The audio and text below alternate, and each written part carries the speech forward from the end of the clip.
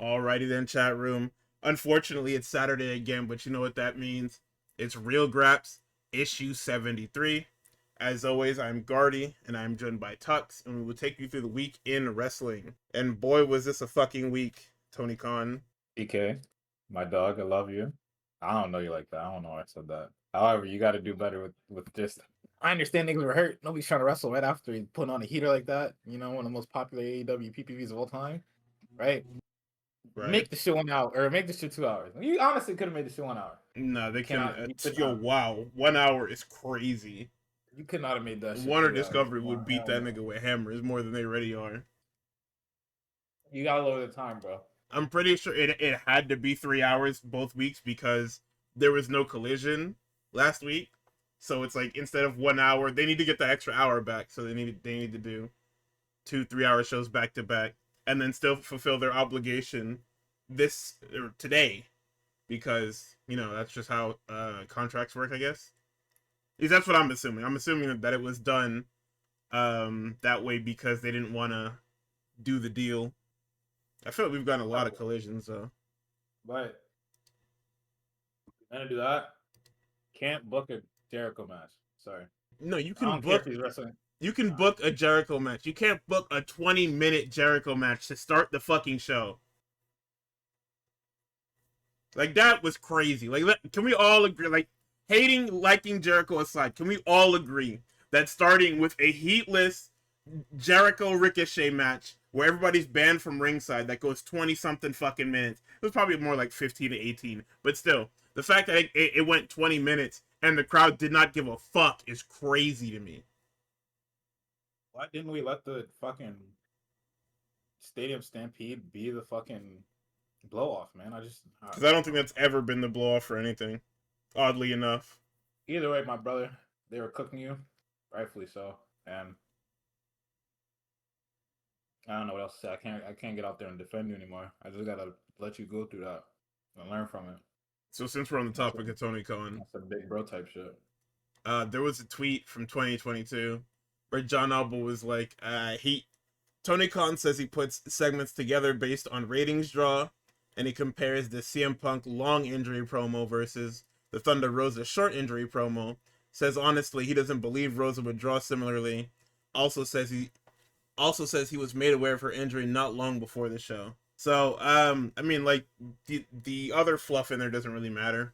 It's the putting segments together based on ratings thing, or based on ratings draw, because I can guarantee you that niggas is not tuning in to watch half of the shit that you put on my fucking TV. Like, I can understand wanting to hit, like the big ones are your opener, your main, and your top of the hour, right? Like, you want to hit 8, you want to hit 9, and in theory, you want to hit, like, 9:45 or to 10 o'clock or whatever the fuck it is. Which makes sense. But I don't think this show was that. Now, because I was watching on tape delay, I was watching on AEW, I don't know exactly where these things are on the top of the hour. I can assume, but I don't exactly know the actual timestamps or whatever. But yeah, this Dynamite collision was very not good. AAA wasn't good this week either. Well, I mean, it was good, but it could have been better. So, I mean, we got some news here. Niggas bullied Tony Khan so bad that he emergency booked a Hazuki match on Collision. And I find that very funny. Now, people were saying, oh, yeah, you know, that's really fucked up that Tony Khan would just force Stardom to change their card like that. And it's like, well, I mean, doesn't really matter. Like, granted, she was in what was it? It was like a tag match. Yeah, it was Stardom announced that Hazuki will miss a show on the 30th due to her appearance in AEW. On top, okay, Maki Ito is a storyline thing, but yeah, it would be Mykey and Hanako versus Koguma and Kikyo Furusawa. Oh, that's very fucking funny. But yeah, like the whole idea of that, it's very funny that you're knee jerking. Like, I feel like it's a very hard knee jerk, if any. Like, people get on you about not booking women's matches, so you throw a fucking Hail Mary and hope it hits. Like, I think that's like the craziest Hail Mary to throw, but I mean, it's whatever. In other news, um, people are mad at TNA again, rightfully so. Why are you mad at TNA, Chuck? Because Leon Slater didn't get to break the record for longest X Division title reign, and people believe that the only reason he lost was because he's entertaining offers from AEW or WWE when his contract is up. You can't shoot yourself in the leg and be like, damn nigga, fucking hate them niggas who shot me, bro. Like that's you. Not even that. You inked that deal with the Fed to like have all your stars get robbed for months on end. Oh, now all the niggas that were like your best kept secrets that had niggas watching TNA in the first place. Now they're like, I kind of liked it up there. I kind of like not being at hell. Let me Probably see if paid I can. me. Let me try. What the Timberland gift where he's like trying to decide. Yeah. They stripping this shit. Guy. That's what everybody in that company was doing. That stupid shit, man. Niggas ran you dry, brother. What the heck? I mean, that's what you get, bro. And WWE, like goodness gracious. Like, if you're not gonna use your people, somebody else is always going to. Like, that will always be the case. Like, if you were afraid of Leon Slater entertaining deals from other companies, maybe you should, give him an offer he can't fucking refuse. Maybe you should book him better, Like, I sound fucking insane saying this, but I'm just saying, maybe, just maybe, if we had did any of our fucking homework to know exactly what's going on, this wouldn't happen. Like, I feel like it's just so simple. Like, it's genuinely just so simple to avoid losing people to contracts. Like, especially in wrestling, like, you pay them well, and outside of paying them well, you do things with them because you're paying them well. Like, it's an ABC thing. If I'm paying you $1 million fucking dollars, I'm gonna have you do $1 million worth of fucking work. Like, I'm not gonna pay you $1 million, use you once or twice, and then be like, damn, why the fuck am I paying you $1 million? Tony Khan is bad with that too, because during the arms race, he signed a ton of people to like big contracts, and then had no what's the word? Had no intention of using them past a certain point, and then said, all right, well, we're gonna switch you to a paper appearance contract. You just gotta kill that nigga, man. Like, that's such a crazy. I'm just saying that's a crazy fucking pull. I don't know. But yeah, man, TNA, just do better. Like, that's been your MO for 24 years. Just do better. You're supposed to be the alternative, and now you're not even the alternative to the alternative. Like, if niggas is not watching AEW and WWE, they're not watching nothing when it comes to American wrestling. I'm sorry. Like, you niggas are fighting beneath the bottom of the barrel with NWA and MLW for any sort of like notoriety. And don't get me wrong, MLW has like stars in there. MLW is like it still kept the what's the word? The spirit of original Ring of Honor, where you bring in a bunch of international talent and have them wrestle on your shows. But it's like, you guys were never going to be mainstream. Like, more people know that TNA exists than you do, and that's bad. Meanwhile, you guys have had like tons of Japanese and Mexican freelancers work all your shit. Like, if I remember correctly, Satoshi Kojima was the first MLW champion, and that's like insane. For the longest time, like Shoko Nakajima, I think, don't quote me on this, I think she's still their women's like middleweight champion or whatever it is. And last I saw, Kushida was some sort of MLW champion. I'm sure he lost it, but nobody knew. So that's like a huge problem. But is there anything else that's like really big that we need to talk about in terms of? Oh yes, New Japan. Bushiroad moved all of their New Japan stocks to TV Asahi and Cyber Agent, which means that Cyber Agent is now a wrestling monopoly because it now has Stardom, Noah, and New Japan. So nice job with that, guys. We're doing great. And I mean, it's like, it's a money thing, right? New Japan had a bad time with COVID, but also at the same time, the booking has not been great, which leads to lower gates. Hello, memes here.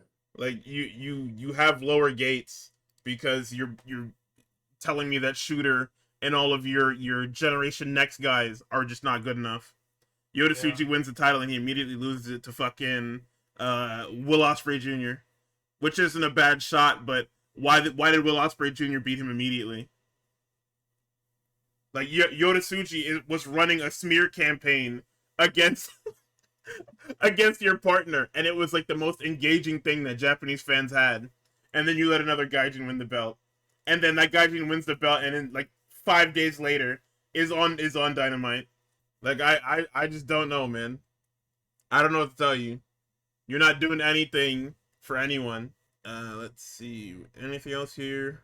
Nah, nothing really important. That is very funny. All right. Well, do we start with Double or Nothing? Actually, no. Before we start with Double or Nothing, oh, right, right. But yes, before we start with Double or Nothing, I'm just gonna quickly gloss over AAA because it was a nothing happening episode. It was very much a two-angle show. The episode starts with everybody in the ring, and then randomly it cuts backstage, and Dominic is looking at the fucking TV, and they announce the new GM of AAA, and to nobody's surprise, it's fucking Rey Mysterio. We had all that deliberation between Chessman, Tejano, and fucking Cibernetico just for it to be fucking Rey Mysterio. This could have been an email, guys. So, we have Rey Fenix versus Laredo Kid. This is for the Cruiserweight Championship. It was a good match, but, I mean, the story was the most important part of this. Laredo Kid is now, like, a full-blown heel after showing, heel tendencies. Laredo Kid punched Phoenix in the dick, hits a frog splash for 3, retains his title. And then in the main event, it was the Creeds in masks versus Los Americanos. This was like the most nothing happening garbage match ever. They had pinatas, chairs, a bunch of fucking bullshit. I will say though, Tyler Bate hitting a tope suicida and flying like 6 feet forward to splash on the Brutus Creed was insane. But I mean, other than that, like I said, the match doesn't even have an ending. It's a no contest. Let's see. Grande Classic comes to ringside, lays out both Americanos, and then Grande Americano takes out the Creeds. They go face to face. Classic leaves. Americano calls him out. He takes off his hoodie and reveals that he's got Andrea on his shirt. And remember, they're no contact ahead of their mask versus mask match. Both guys are being held apart. Eventually, Americano says, fuck it. He starts whooping on Classic. They're brawling. It's a pull-apart brawl. Ray comes out and he says, hey, y'all gotta chill the fuck out. The shit is, we're literally right there. Next week is the mask versus mask match. Just chill the fuck out. Yeah, nobody's listening to that little nigga. Them boys brawl and brawl and brawl and brawl to end the show. Super hot ending angle. But I mean, like, nothing to show for it. Or not nothing to show for it, but nothing else on the show really mattered. Like, your big story beats were the new GM and the Creeds versus Los Americanos. So, I mean, that was pretty fucking cool. Hey, like I said, I wish it was better. I wish it was like a better show, but you're only allowed like so much time with an hour long television show, you know? You've got like 55 minutes of TV time. Which is still a lot, but hey, commercials and shit. Seems like they're doing well for themselves, though.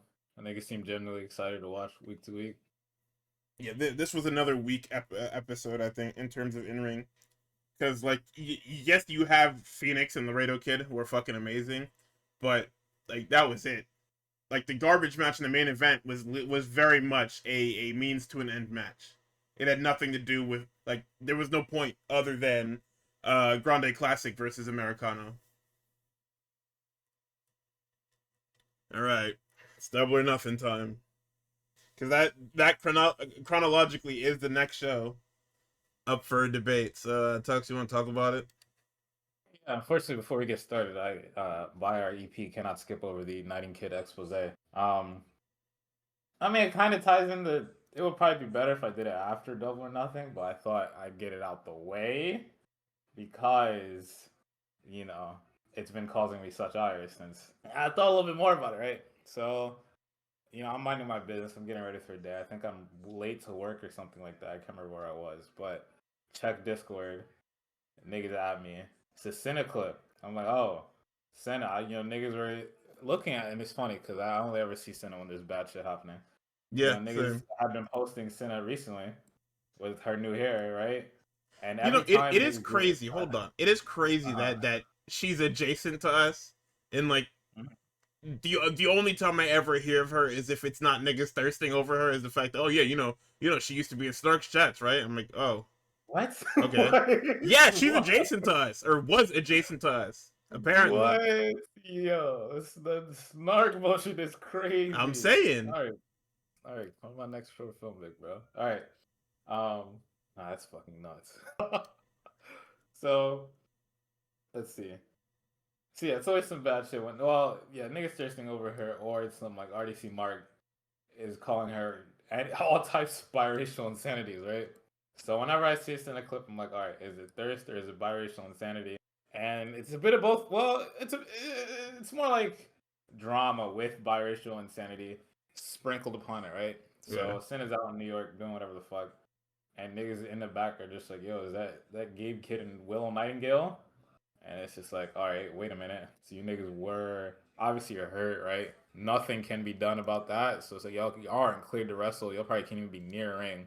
However, this Wednesday, niggas are talking about some, yeah, we'll find out about the TBS title on Saturday.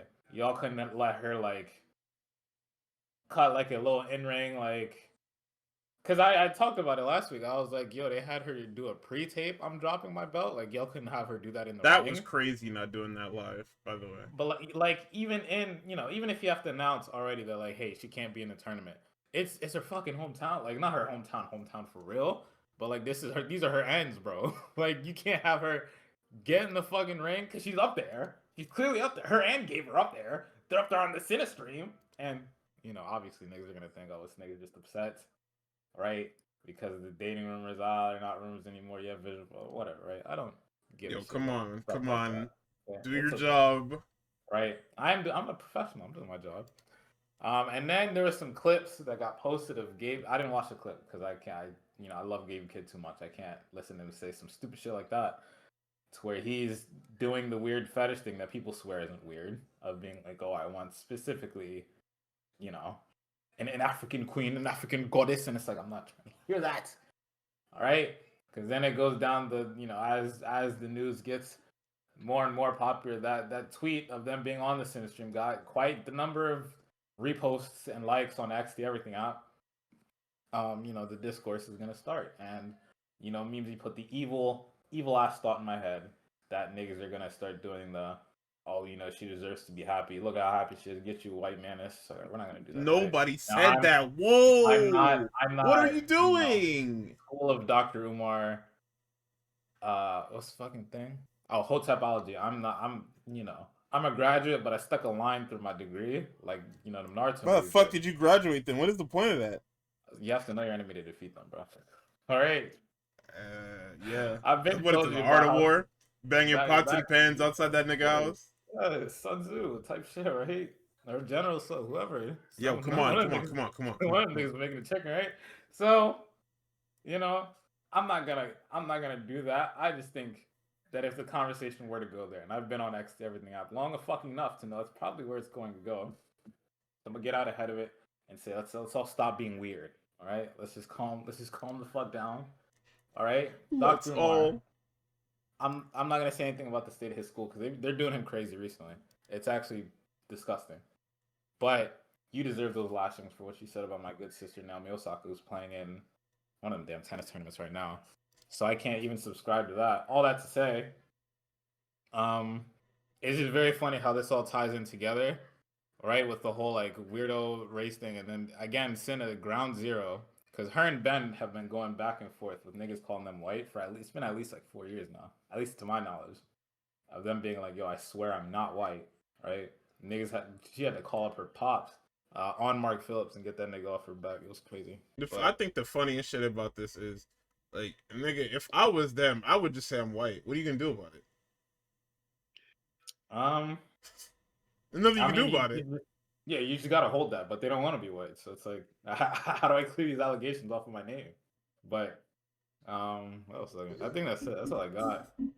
That's all I really have about the situation. It sucks for them that their privacy was. I don't even know if I want to say it's broken, nigga. I Yeah. mean, they were just in public kicking it. Yeah. Like nobody really did them. It was literally just unlucky. Like this is the And wrestling nigga, equivalent of that fucking what is it, the Coldplay concert or whatever the fuck it was? this might be the closest thing we get to for outside of niggas sneaking little hints about other people that work at the other company. This is the closest we might get to a forbidden door because it's like Sin is WWE adjacent, and the mother niggas are at that other company is basically fucking. What It's other basically an niggas? appearance when you think about it. Nigga, Huh? Zelina Vega is fired. I mean, Cena once was WWE adjacent. Once Okay, was. yeah, fair is fair. Not anymore. Not anymore. But yeah. Unfortunately, y'all got caught, but you niggas are in public, and it's still Double or Nothing weekend. And some other niggas tweeted, yo, I just saw Gabe and Willow, so it's like worst kept secret in all sports. I mean, it wasn't a secret. We were kind of just hanging out. It is just them niggas' personal lives too, right? Yeah, like so it's not crazy. It's nothing crazy, which is why I'm not slandering anybody. I just want some peace. I want some peace. I also want Gabe Kid to come back because the dogs aren't doing anything without him. Like legitimately, okay, but even when he's there, they're gonna be fucking cannon fodder for this guy to be international champion or whatever the fuck it is. I mean, they might have won those trios titles before Gabe got hurt. They did win them. They were champions for a day. Is the problem? Sorry, they would have had. And the worst part is they were gonna lose this shit anyway. Yeah, I don't think they were gonna lose that shit. I don't care if Kyle O'Reilly was. No, they were. He got hurt in the match. They lost. Yeah, but I'm saying they probably pivoted because the nigga snapped his shit up. I doubt it. I don't know. And now look, them niggas is mercenaries. You wasting literally generational aura with fucking not Clark Connors. Although that guy, I don't know how he got an aura stimulus. I'm not gonna hold you. What the fuck are we saying, man? Fucking David, we're wasting generational aura. David Finlay on some fucking look at where they're at now. We'll talk about it later, but I just don't like. I don't like the booking of this good group that we got going. Them and the Rascals. I want the Rascals. I want them to have a little bit more. But yeah, Gabe, we need you back. And Willow. And here's the thing. I was obviously, upset. Didn't get to see Willow wrestle, right? I at least thought we'll get an appearance or something like that. Maybe we got Eddie Kingston. Spoilers. We got Eddie Kingston, and we can pivot right off of this once I'm done. Do we really have to talk about pre-show? You want to talk about that? We don't have to, but what else was I gonna say? Yeah, I thought we would at least got Willow. No, you know who does get to see fucking Cinnamon? Yo. A snark chatting like what, bro? Yo, come on. Oh, she never losing that label. Goddamn snark chatter. Come on. She was in the trenches with I can't even name one of them weird niggas over there. A lot of those snark chatters are my dogs though, so it's not derogatory, but it is just like that's crazy company to keep. I mean, we were there for the pre-show. Oh, I see what you're doing. Okay, fine. Yeah, we're gonna lose regardless. That was a report from the dirt sheets. Depending on the dirt sheet, I don't believe them. If it's Ibu, I'm disregarding that. I don't want to. Yo, come on. Sorry. You know it's fucking Sean Rossett, man. Come on. Everything is Fightful Select. Nothing is from fucking regular Fightful anymore. Hold on. Oh, okay. All right. I was about to say. Don't even run that shit, but no. But yeah, that's why I'm upset. And then it's just like, yeah, niggas saying weird shit, but we're gonna ignore it. Cause that's what we thought. I said he was Chet Hanks anyway, so if anything, dude, it only proves me more right. But all right, Double or Nothing. I gotta pull the pre-show. I didn't write shit down. But you go ahead. Well, not go up, but I went up to New York. Gardy just kind of went to the left a little bit. And we attended AEW Presents Double or Nothing live in Queens, New York. And it was a fun time. It was like slightly rainy all day. It was kind of miserable out. I mean, that was a good thing though, because if it had been hot as fuck in that arena, boy, probably would have smelled crazy. But it had already smelled crazy. Is the bad part of this? It smelled a little crazy. That's a new type of funk. I never smelled no ones like that. It's in Darby Allin fans, man. I'm telling you. You said a Smash player funk. I was like, oh, this is new. But yeah, we pulled up. We were there for the whole show, Not the whole show. No, we were there for the whole show. 99.5% of the show. Shit is stupid. And it was a fun jaunt. We watched the pre-show. Pre-show was a little ridiculous. I was kind of upset that they had the white girl challenge on the pre-show. 5-minute white girl challenge. Nothing happened. All them niggas did was beat the shit out of Christopher Daniels. Yeah. And then that's crazy. Why did they do that? Whooped on what's the name? They were about to kill somebody else, and then Guardia was like, "Who the fuck is about to save this girl?" And I was like, "It's Ty J, in it." Lo and behold, I swear to God, if Anna J come out here, Ty J fight, holy fuck. That's big Ty J. Who is looking for this, man? Don't get me wrong, like I get what we're doing. If these niggas manage to beat Divine Dominion, Streets is deceased. I think they at least win that eliminator that they announced for Saturday or today, I guess. Man, why? I mean, I guess we need to get to the title match, right? That's what we're like building up to. Like we kind of have to go there. You got to give them something. I don't fucking have to give them anything. Oh, true. Oh yeah, you don't even have to win. You just gotta like survive. So yeah, they just don't lose in 5 minutes. So yeah, there you go. I think they're gonna win that shit definitively. Could you fucking imagine? Somebody's taking that pen. Watch out, Lena Cross. Watch out, watch out. Look who we decided. Look. This is like what we was talking about when we did the fucking tier list. Not Megan Bay. I'll tell you that right now. It's not gonna be Megan. Told niggas about the Megasis, boy. No. We was talking about, Megan Bay not doing nothing. Here go the piss babies. Oh, she hasn't lost a match clean in fucking a year and a half. I don't give a fuck. Yeah. Ask me if I give a fuck.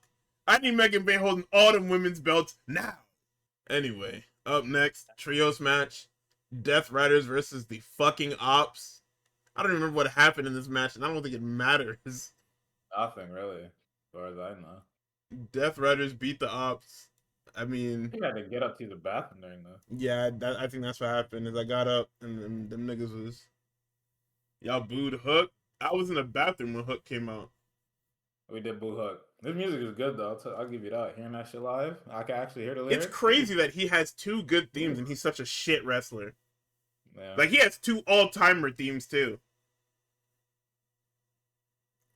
Nah, that shit is tough. Like, that's insane. Tron. Maybe that would be cool. Nah, it's just John Cena. John Cena thought even though he had it before, but still. He had it before. That's where John got the inspo from. That's what Rock pulled from. Absolutely. Honestly. But yeah, that match was nothing. It was alright though. And then QT Marshall died. Oh yeah, they killed him big style. So it was Boom and Doom, which is Big Boom AJ, QT Marshall, the conglomeration of Chicken Man, Orange Cassidy, and Roderick Strong, with Big Justice, The Rizzler, and Harley Cameron, against Shane Taylor Promotions. It's a little crazy. The fact this was 6 minutes is crazy to me. It felt like an eternity. Yeah, watching these niggas do nothing. For real, felt like 15 minutes, bro. But yeah, I mean, the big thing coming out of this match is that they had to do a spot with the juice because, you know, we're sponsored by coconut water. we're sponsored by coconut water. So the Rizzler and Big Justice had to throw coconut water in the faces of STP. And then, after that happened, QT Marshall was supposed to dive onto them niggas. And instead, he stood up on the top rope, immediately lost his balance, and fell all the way to the fucking floor from the top rope. Kind of like what happened to Kota Ibushi, actually. It was the longest lose balance you've ever seen, though. That shit actually felt like an eternity, bro. Yeah, because he did the cartoonish fucking lean back, lean forward, and then he just went, and that brother was fucking gone. And then look at fucking Big Boom AJ having to complete the Tower of Doom by himself. Son, I looked down, I looked back up. That guy's entire fucking chest is beat red and blood everywhere. I'm like, yo, what happened to this fucking guy? Dead ass don't even know what happened. Like, I wish I could tell you what happened to this guy, but I looked down, I looked back up, and he's bleeding everywhere. And then Harley Cameron tried to do something, and nobody cared. They was running a goon storyline featuring the fucking Rizzler, bro. I was like, I'm so sure. I'm moving You know, on, man. it's what somebody wanted. I'm so sure it's fucking me up, man. It's an It's idiot. like drop fairs, bro. Somebody wanted this, I guess. What? But anyway, we move on to the fucking main show, and it's like the greatest fucking card you ever did see. Like, if like from my genuine opinion, if the opener was shorter, and if I didn't have to watch the co and main event, this would be an all timer show for me. Like, I genuinely feel that because like it's just like that. That's it, bro. I don't know what to tell you. That everything on this card was great, and if you weren't great, you were good, which is all I asked for. Like, we had fantastic in there somewhere, but if you want like a cumulative score, it's great. And like, don't get me wrong, this shit has a fucking 9.63 on Cage Match out of 500 fucking people. Like, everybody gave it a 10, 9, or an 8, except for like the 6 people that are ball lickers. Somebody gave it a 6, and 5 people gave it a 7. But yeah, no, the atmosphere was good.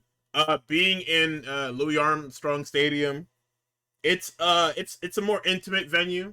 Like, it's not small. It's like 14,000 people, but it is like a smaller venue than I feel that they would run for a pay-per-view of this caliber. Yeah. And It goes like, I guess, more vertical than it does like horizontal. Like, I don't think there was like a bad seat in the entire house except for floor. Like, floor is like, you get what you paid for, which is to stare somebody's sign. yeah, Probably. the one time I got floor seats was Double or Nothing, not Double or Nothing, Forbidden Door 2024, and I like the floor seats suck if you're not front row. If you're not first row or even like second row, that fucking that floor seat shit is ass. Never doing that again. Oh man. But yeah, so we start with the World Tag Team title. I Quit match. It's Cope and Cage and FTR. And I mean, this is just straight bullshit from the get-go. Everybody was saying that Dax Harwood is an all-timer, whatchamacallit? He's an all-timer I Quit Mike guy. Because every time they put that fucking mic in front of his face, it's him begging and pleading, but Oh not God! quitting. Please, God. Hey, Dax the Axe Harwood, are you gonna quit? Oh God! Somebody help me! Please, God, help me. And then Christian Like, does his bro. shtick. Christian carried, man. Like, FTR as a whole was good, but like the amount of carrying Christian had to do for that shit, bro. Oh my goodness. Them niggas hit Cope with what? That was it a shot? No, it was the fucking stuff pile driver on the goddamn table. I mean, he sold it like he was supposed to, but like dead ass most of the match happened without him, bro. Yeah. Like they were fucking trading places with them being down. Like it was the ultimate fucking underdog spot with these niggas being like two of the greatest main eventers in North American wrestling history. Yeah. Or I guess main event tag guys, let me say that. Before somebody tries to beat my fucking door down. I mean, as far as like, just enjoyment goes, I was like, hey, I was moved through the oops, muting myself. Moved through the whole match. There was never a part where I was really just like, nigga, are you serious? I think I did say like something like, yo, Cope has been dead for the entire fucking match. Like by like a few seconds before he started to get up. But other than that, I wasn't bored. I kind of didn't like that the toothbrush made a reappearance, but like I understand that's like, his thing. It got used for the first time in about a year. Oh my god. Niggas had Mox drive so far in a snowstorm just to get a fucking toothbrush stuck in his goddamn back. He really did take that fucking bump on that shit.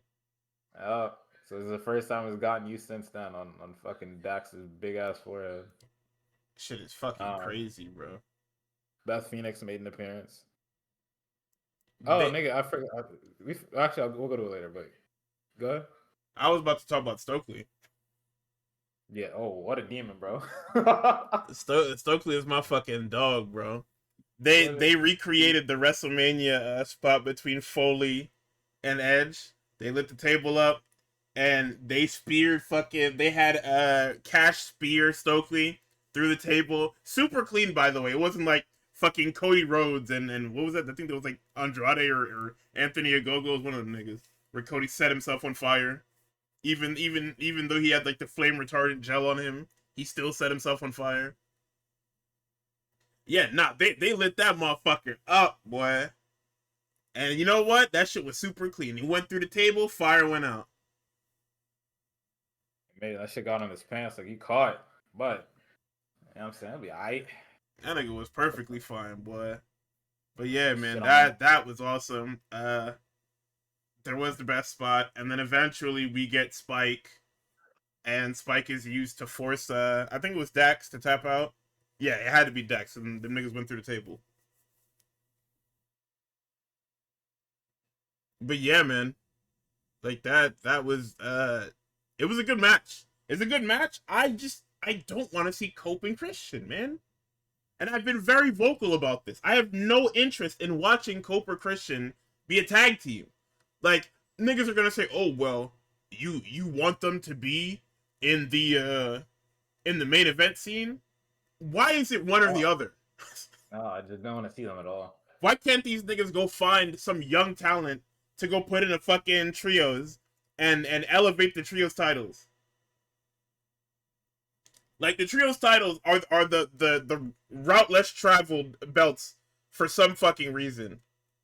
Those are the belts that should be on TV being defended like every other week. Like people were saying it, and I wholeheartedly agree. Hot potato them fucking trios titles. Give niggas quick a fucking like a month or two long reigns, and then go to the next person. Move them shits between. And here's the thing: it's something for everybody to do. It's the same thing with not the national title, the TNT title. TNT title, you should hotshot that one as well because it's the TV title. Like it doesn't have to be called the TV title. It is literally a branded title that features the name of a television network. So it should be able to be bounced between people every so often.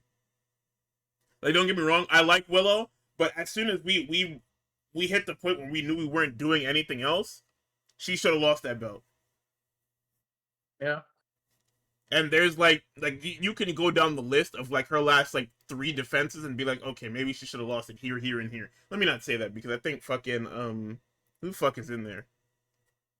Somebody that shouldn't be in there is in there. Anna Jay, that's what it is.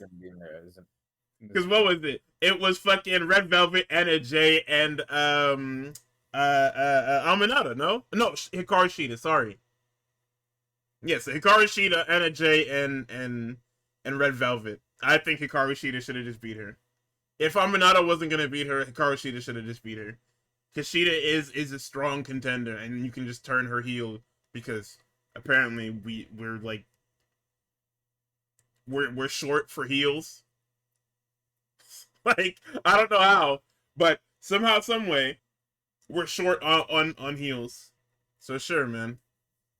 Next up, the match everybody was waiting for: Konosuke Takeshita and Kazuchika Okada. It's the International Championship. This shit was fucking awesome. Now, of course, there's niggas on my timeline talking about them. That was it. Yeah, man, because it's not the Tokyo Dome. Like, what did you want these niggas to go like I wanted these niggas to go 30 minutes too. But you you give them 30 minutes on this card and the women's match is getting cut. Yeah. Both of them are getting cut, nigga. Yeah. I Like, don't even think they combined to 30 minutes, did they? Let's see. 10 no. 24, I believe, or 24, 25. This is crazy, man. This is crazy. Yeah, TK, like, please, I wanna help, man. You gotta no, give me I'm something to tired go of off helping. Get the fuck out of the chair, man. Just be the bankroller and give this shit to somebody else. Book by committee. No more of this fucking you exclusively running the show. Fuck all that. This shit is stupid. So the storyline here was obviously these guys have been beefing for a while. Well, beefing in quotations because it's been on and off because we kind of like had to wait to get here. Callus is I couldn't hear commentary obviously, but Callus's whole idea is that you guys will just get it out. You guys will just work it out and figure it out, and we'll go back to being the happy family. Well, Okada's not having it. Okada decides he's gonna try and kill Takeshita, and Callus says, "Hey man, come on, please, for me, bro, please don't kill him. I need him." Then when the shoe is on the other foot, Takeshita says, "Man, fuck that. I'm gonna kill this guy." This shit was awesome, man. Like I'm genuinely surprised at how people were reacting to this match. Not necessarily because like obviously it's like it's an AEW crowd or whatever, but because like everything these guys have done has been really really weirdly received. I feel like I don't know. I didn't I because I mean then again I guess because it's women, right? Like usually when we see the women, like the Japanese, the Joshi wrestlers come over and are having good matches, everybody's kind of just like, all right, well, I'm just gonna not look. So it is just like lame shit. Good to know. But yeah, what did you think about this match, Tux? Which one is this? This is Takeshita and Mina. Okada. Oh, Takeshita Okada. Sorry. I thought it was fucking fire. I think it getting 5 stars. I don't think that's ridiculous to say. Like it had everything that niggas wanted. It was paced correctly, and niggas was things slowly ramped up. All the drama that you would want of like House being like, all right, chill, right? For when Okada's not when Takeshi's about to kill Okada, but or one of them was gonna kill the other. Don stopped them, and then the other one just got that shit off because Don did like we could see it like in person. I don't know if you could like see or hear it on commentary, but Don was gonna get up when somebody was about to get dropped on their fucking neck on the outside or some shit like that. He just couldn't make it over in time. Like I legitimately wanted, like I looked at him do it. It was crazy. Yeah, Um, that's when Takeshita got that nigga. And Don said, "Man, god damn it." yeah.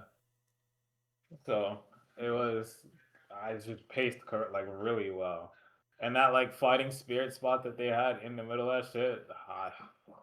Oh my god, bro. No, I mean it's everything that the match lived up to, and I think a little bit more. Um, would this have been better if they just had this match like months ago? Probably.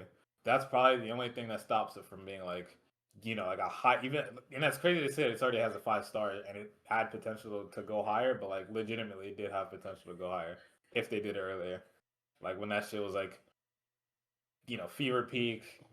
And while like, Kyle and other members of the family were around, that shit. Oh my god, that shit would have moved mountains, Like bro. the shit just doesn't make any sense because you like the tension starts and then all of a sudden Takeshita is winning the G1 and winning the fucking IWGP. Like what the fuck? Yeah. Or Like they just went on our side, like, or they sent him on our side. Cause sorry, yeah, he's not. no, He's not by it's himself. absolutely fucking crazy. Cause it's just like you have like the feud starts and then like I said randomly Takeshi's doing fucking side quests. And then Okada's just not on TV for no fucking reason. Like it's so fucking funny, man. Yeah, but great match. I loved Take getting his dub. Finally got that belt. Fucking Okada, so can actually be defended again. Yeah, You I got highly it. doubt it's gonna be defended any.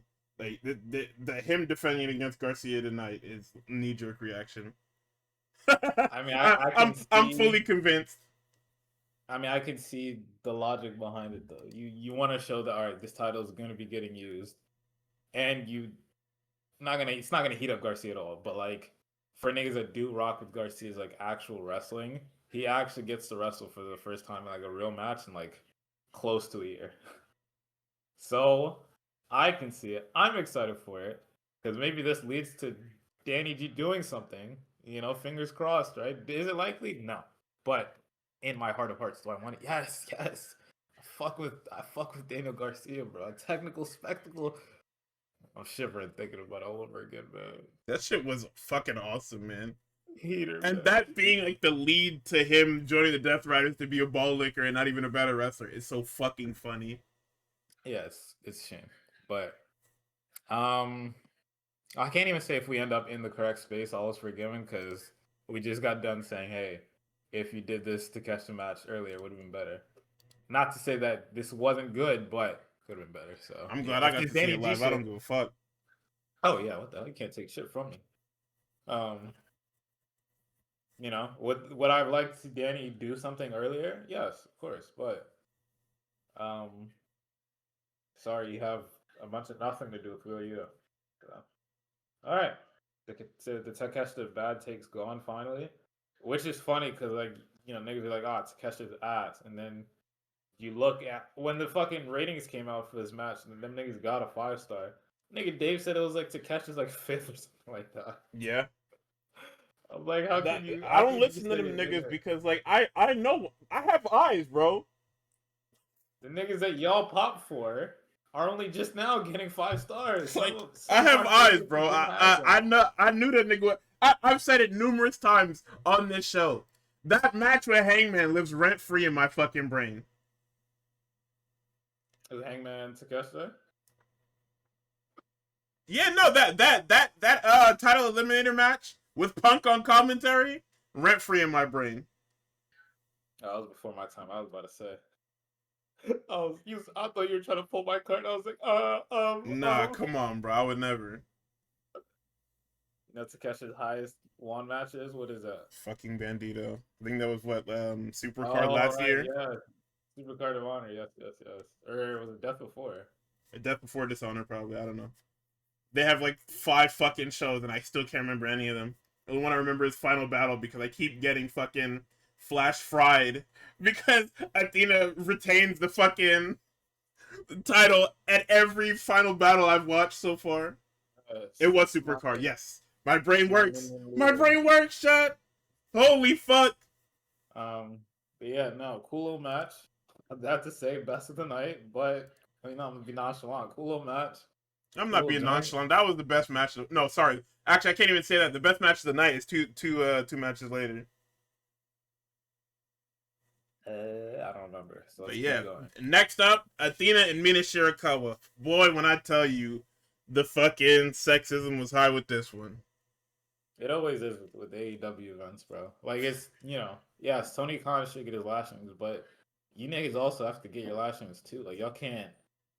Like come on, yo. Like what? Oh Like, what are we? shit! Like, Yeah, what I are we did doing? forget the ending. Sorry. Whoops. This is what happens when you talk too much. Missed on a Tux ass man.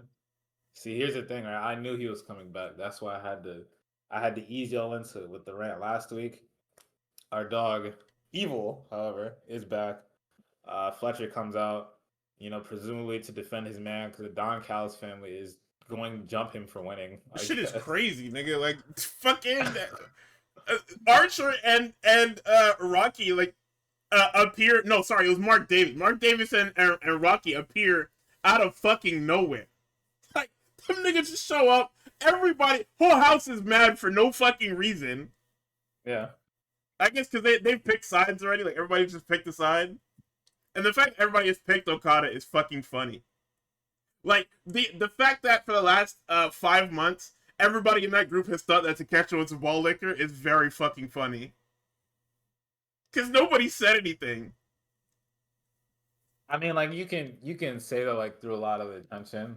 You can look at the other Don Callis family members and they're doing the, oh man, I just wish everybody would get along type of look, right? And it's like that would that's fine. I'd like to hear somebody verbalize it, right? Not to get on my like film shit, but it's like you can't you can't imply the niggas are not fucking with a guy, and then he like the only implication that I can get that people are upset is if it's for the reason of like, oh, Takeshita went and attacked Okada's neck, but Okada, didn't attack Takeshi's neck, and it's like, all right, well, Okada was fully ready to do that shit. The only reason why he didn't is because Don got to him in time, but Takeshi just did it earlier, right? But then that's like, if that's enough to make y'all snap, then like, what about when fucking Takeshita abandoned Okada to get fucking pinned? Nah, they were mad about that too. Like the whole thing is that and Fletcher says it on Dynamite.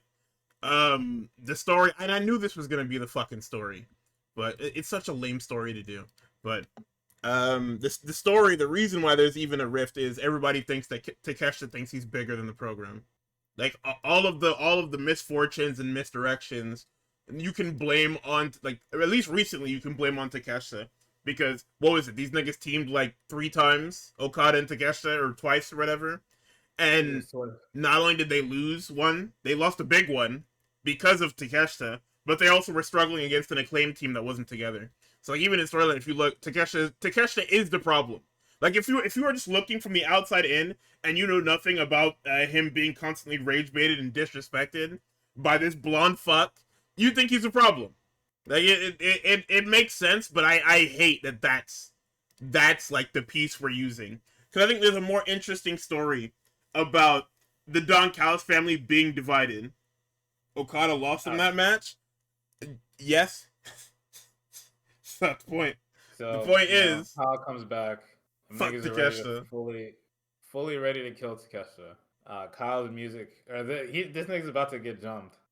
I forget what I said. I'm pretty sure I said Protostar or some shit like that. And then the nigga's music hits, right? This nigga comes out all suited up, you know what I'm saying? Looking good, looking fresh, like he didn't blow his legs up in a billion different pieces. Shit pissed me off, because that Protostar hit, nigga, I popped huge. Everybody else around me kind of just fucking standing there. So, oh, you niggas don't know shit. Yeah, it was kind of sad.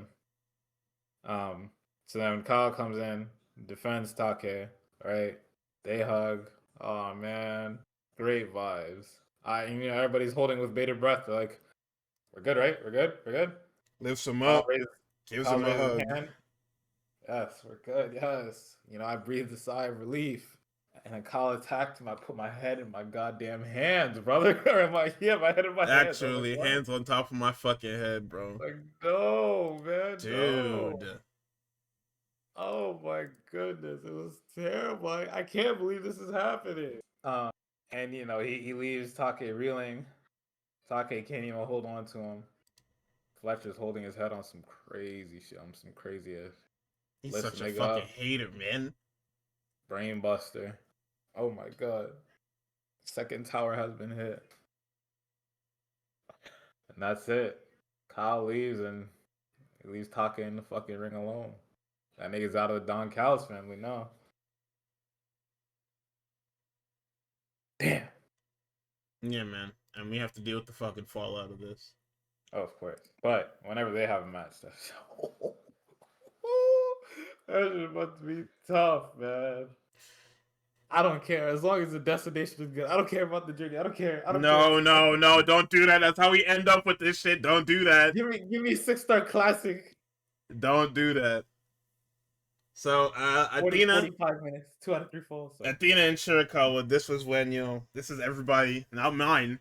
I didn't get up to actually go to the bathroom till fucking bullshit at Stadium Stampede, nigga. I went to the bathroom during the ops match, and then that was basically it. But yeah, Athena and Shirakawa, Mina was absolutely off her game.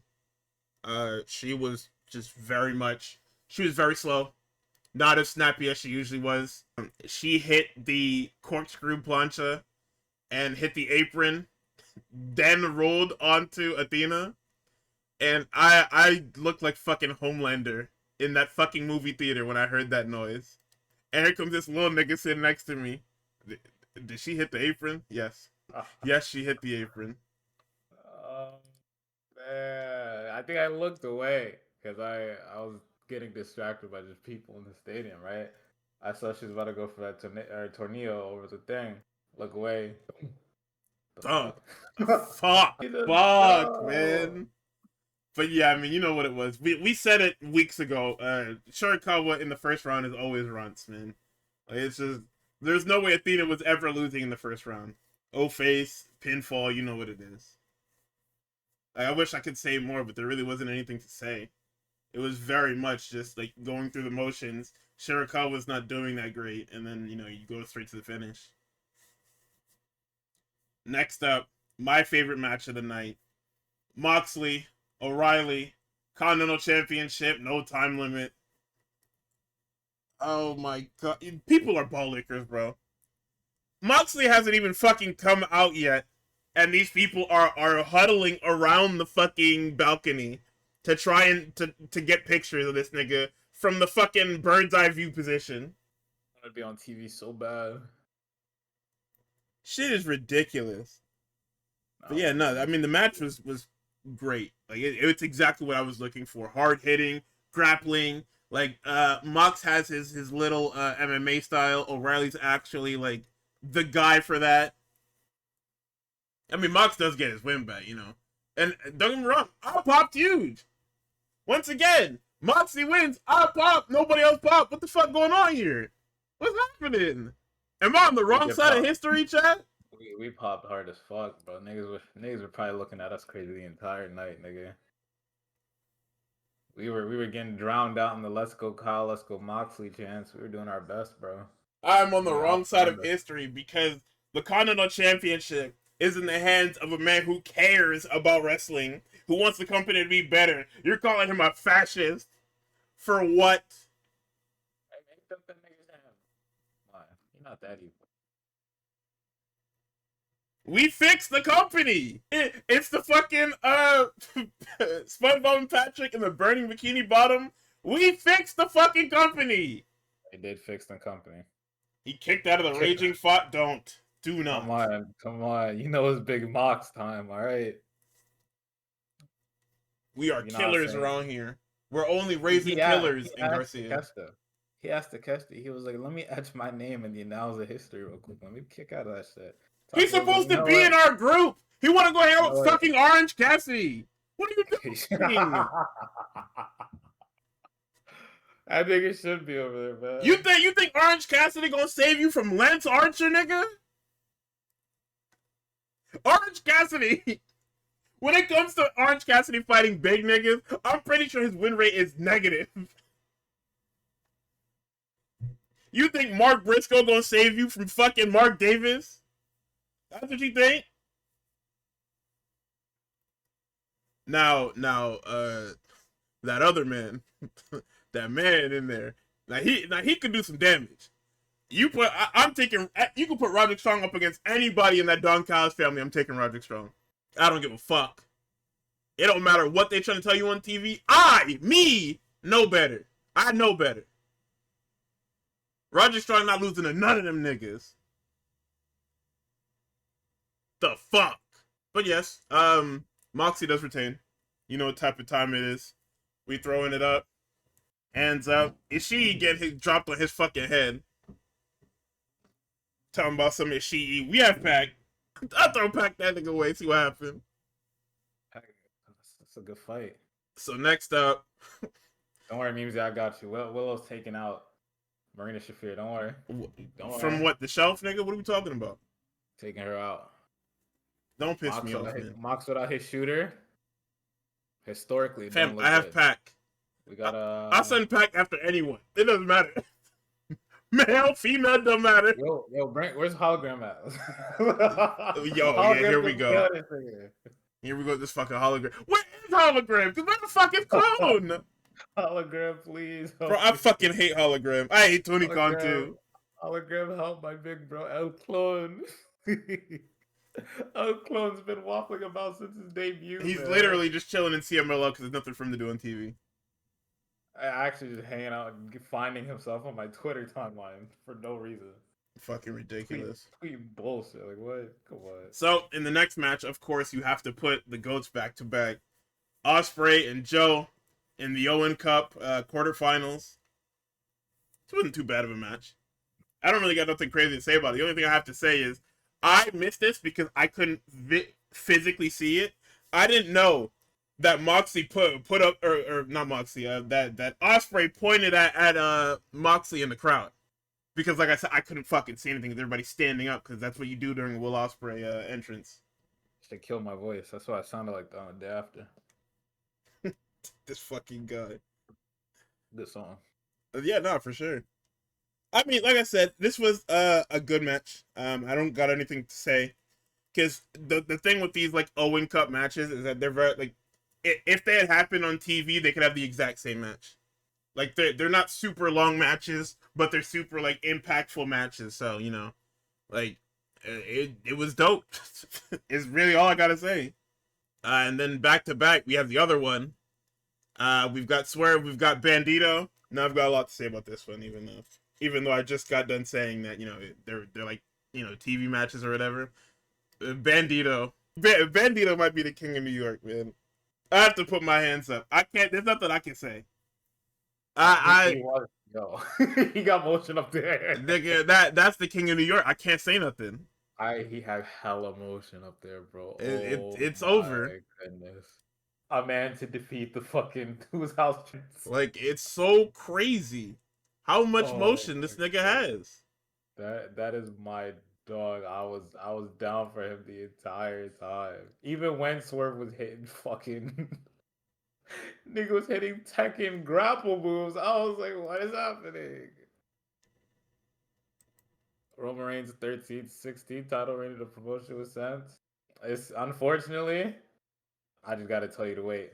You never wrong, you just gotta wait. You just gotta wait. I mean, he basically has it with this fucking Ring of Honor title. Not that one though. You just TNT title fucking on the way. Or bullshit. Whatever the fuck Takeshita's holding. Now the niggas are defending it again. Just wait. Just wait. That's not enough? I don't want that bullshit either. However, I said last week match would be good if Swerve didn't start fucking around. I can't say he was fucking around, although I didn't like how he would slow the match to a crawl when you have the crowd like that in the palm of your hands. But I can't say it didn't help but build Bandito's case that you gotta give him something soon. It has to be like a long running storyline or like, you know what I'm saying? Like let him fucking go the distance in the fucking C2 or something. You have to give him something soon. Because nigga lists every time this nigga shows up. It's a banger match and the crowd is fucking eating out of this nigga's hands. Every time. That nigga did the 21 plex lift from the fucking floor and I was like, Jesus Christ. Man, that shit is ridiculous. Oh man. He hit that 21 plex and we said, like I knew better, but I still in the back of my mind, holy fuck. Nah, they got me. They got my stupid ass. Boy, he went for that second one. His shit seized up. I said, Jesus Christ. I was like, what? No. Oh my god. Thoroughly eliminated afterwards, by the way. This shit was fucked up. Nigga's fucking chest like he was Goku. I was like, oh man, no. That was actually like a horror movie. I hate that this dork is actually really good at this fucking thing, man. That was like legitimately like watching a horror movie.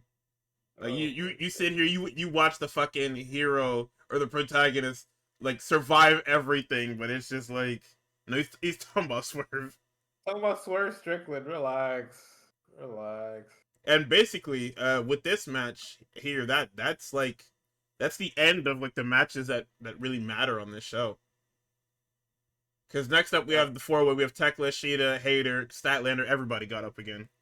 I waited for the entrances, then I got up because I'm respectful. Like I want to like this match, but it has no place in the card. Like it has no heat. Nobody cares. Yeah. Like I fucked with it. The match was good. Like it's not a match I'm gonna be like, oh, it was super bad, and it didn't have any heat or anything like that. No, it was a good match, but it's just like at the end of the day, what the fuck am I really doing? Like we're spinning our wheels. Like Tekla just ends up winning because Statlander is fucking stupid. like the big thing coming out of was the haterade, but like Statlander is fucking stupid, so we just get sent back to the gulag. And then somehow this spins off into being Sheeta's problem, or Sheeta's fault, for doing something completely within the rules, but whatever. Ball Liquor Stampede, I didn't even pay attention to this match. Did you watch this?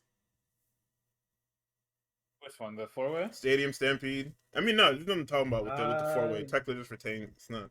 I kind of did. They had a lot of cute. I got up also after the Oh entrances. God. They were doing the cute little, GTA style. Everybody fucking gathering together before running a heist kind of thing. Kenny was out there, smoking his cigar, doing whatever the fuck he was doing. Choked on that shit immediately. That's my goat. Um, and then when I got back, niggas were still in the ring. Oh wait, this is a funny story, right? Yeah, So that's why I said, "Oh God." I get up because I'm like, I need to piss myself, right? So go to the bathroom. Try to go to the bathroom, get up, see if the entire shit is cleared, and I'm like, huh, I wonder why it's cleared. And I'm like, oh, they didn't stampede. So I go up to the guy, walk up to him. Hey, is it too late to get across? Is it sectioned off? He's like, nah, go right now. If you go right now, you'll be alright. Like, just go right now. I'm like, all right, cool. Walk across. Maybe a little power walk. I think he's like, yo, hurry. I'm like, all right, cool. You know what's crazy? That's what he got. I went up there before him, and I got get the fuck out of hurry up, move. That's okay. Oh, this is what we're doing. For what? They were drawing all night. I was like, what's going on? Like like the stadium security, everybody just had. They just wanted to feel important. Everybody felt like the main character that day. I don't know if that's just the effect that the Louis Armstrong Stadium has on people, where people feel like main You guys are characters. fucking ball lickers. Fucking stadium security felt like main characters that day, right? So, what was it? I tried to. I think initially I asked her, I was like, "Yo, which?" I'm trying to find my CQ. I mean, she points to like all the way across the joint.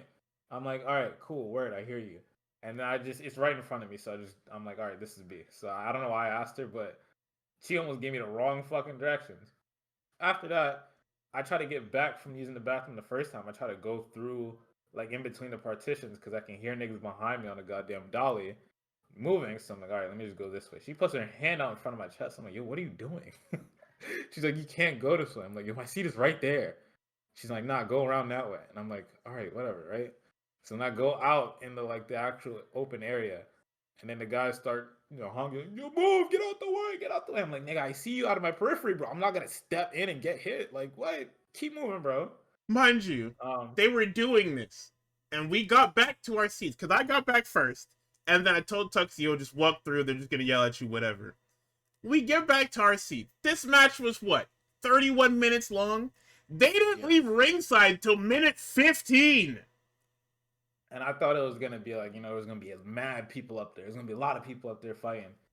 Nigga, when I tell you it was just fucking David Finlay, Clark Connors, and the Bucks up there, it wasn't nobody else up there. At least as far as I know. And the ball lickers in our section standing up, running up and down the fucking stairs trying to see this shit. Are they going up there? Shit pissed me off, bro.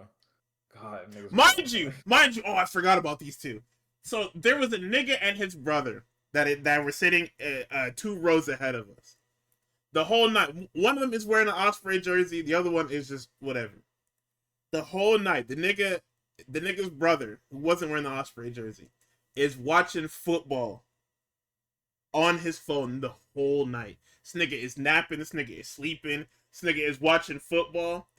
Boy, when that Stadium Stampede match started, these were the most active niggas that I've ever seen in our section. They sitting here. The most basic shit is happening. Niggas are being put through tables. These niggas are jumping up and down and fucking hooting and hollering.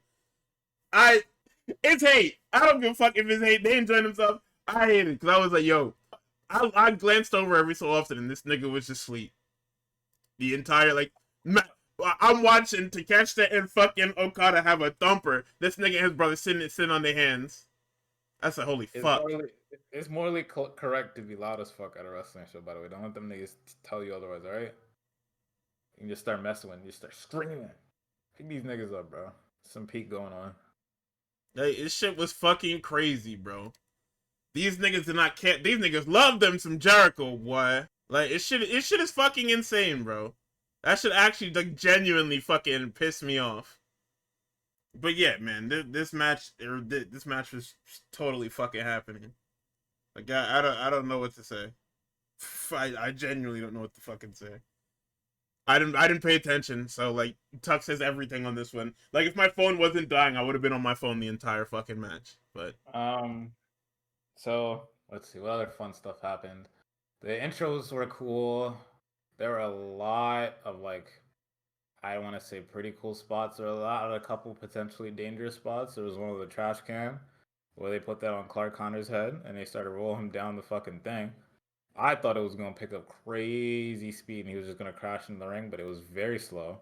And all they did was just fucking super kick him a little bit and the shit fell over. I think niggas did like mad table spots, bro. I think fucking Kenny hit Andrade with a one-winged angel through a goddamn table like Andrade was super dead.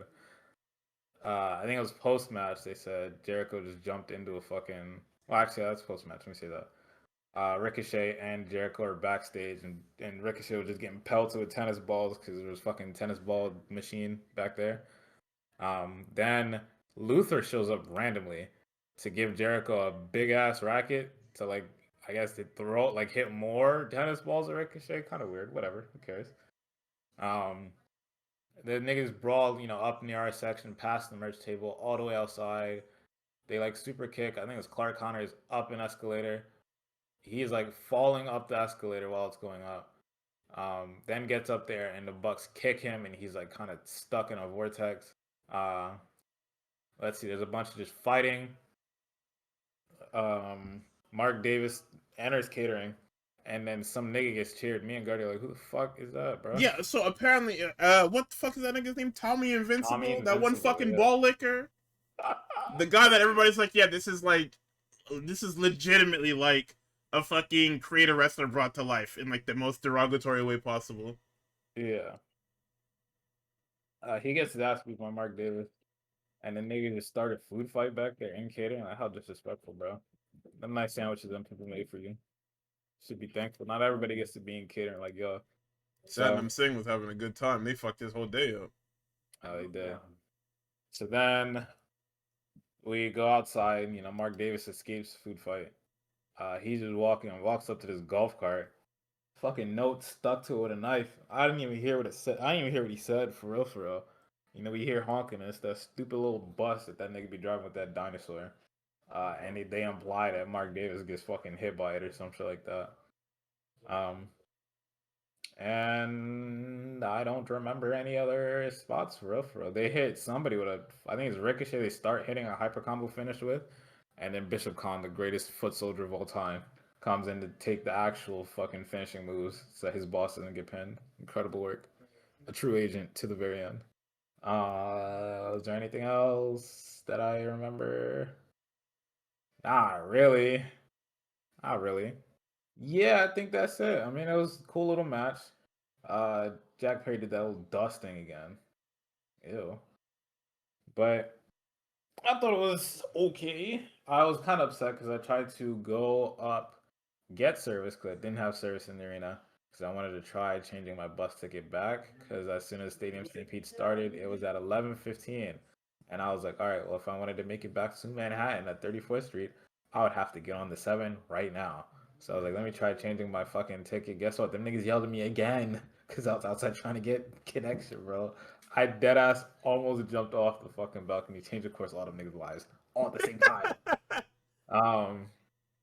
But why is all right? I forgot fucking random Leo Rush appearance.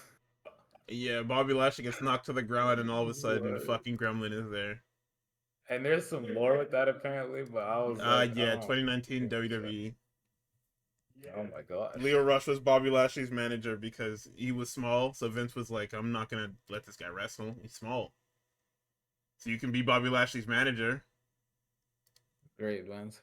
Yeah, then niggas. I mean, you said everybody gets mad because Bobby Lashley is hitting a super kick, and it's like, it's how the spot is planned. You can have you can be upset with the spot, or you can be a regular person and just call Stadium Stampede shit because it's just party game type, all right? It's a party game. No, there's gonna be no real character advantage, no real character stats in a party game. Honestly, everybody hits their signature, and then past that, everybody's gonna start hitting the same shit if it calls for it. You'll see Kenny Omega hit a fucking spear if it calls for it. It doesn't matter. It's Mario Kart, man. Grow the fuck up. All that to say, I obviously was pressed that the match did wrong as long as I thought it was.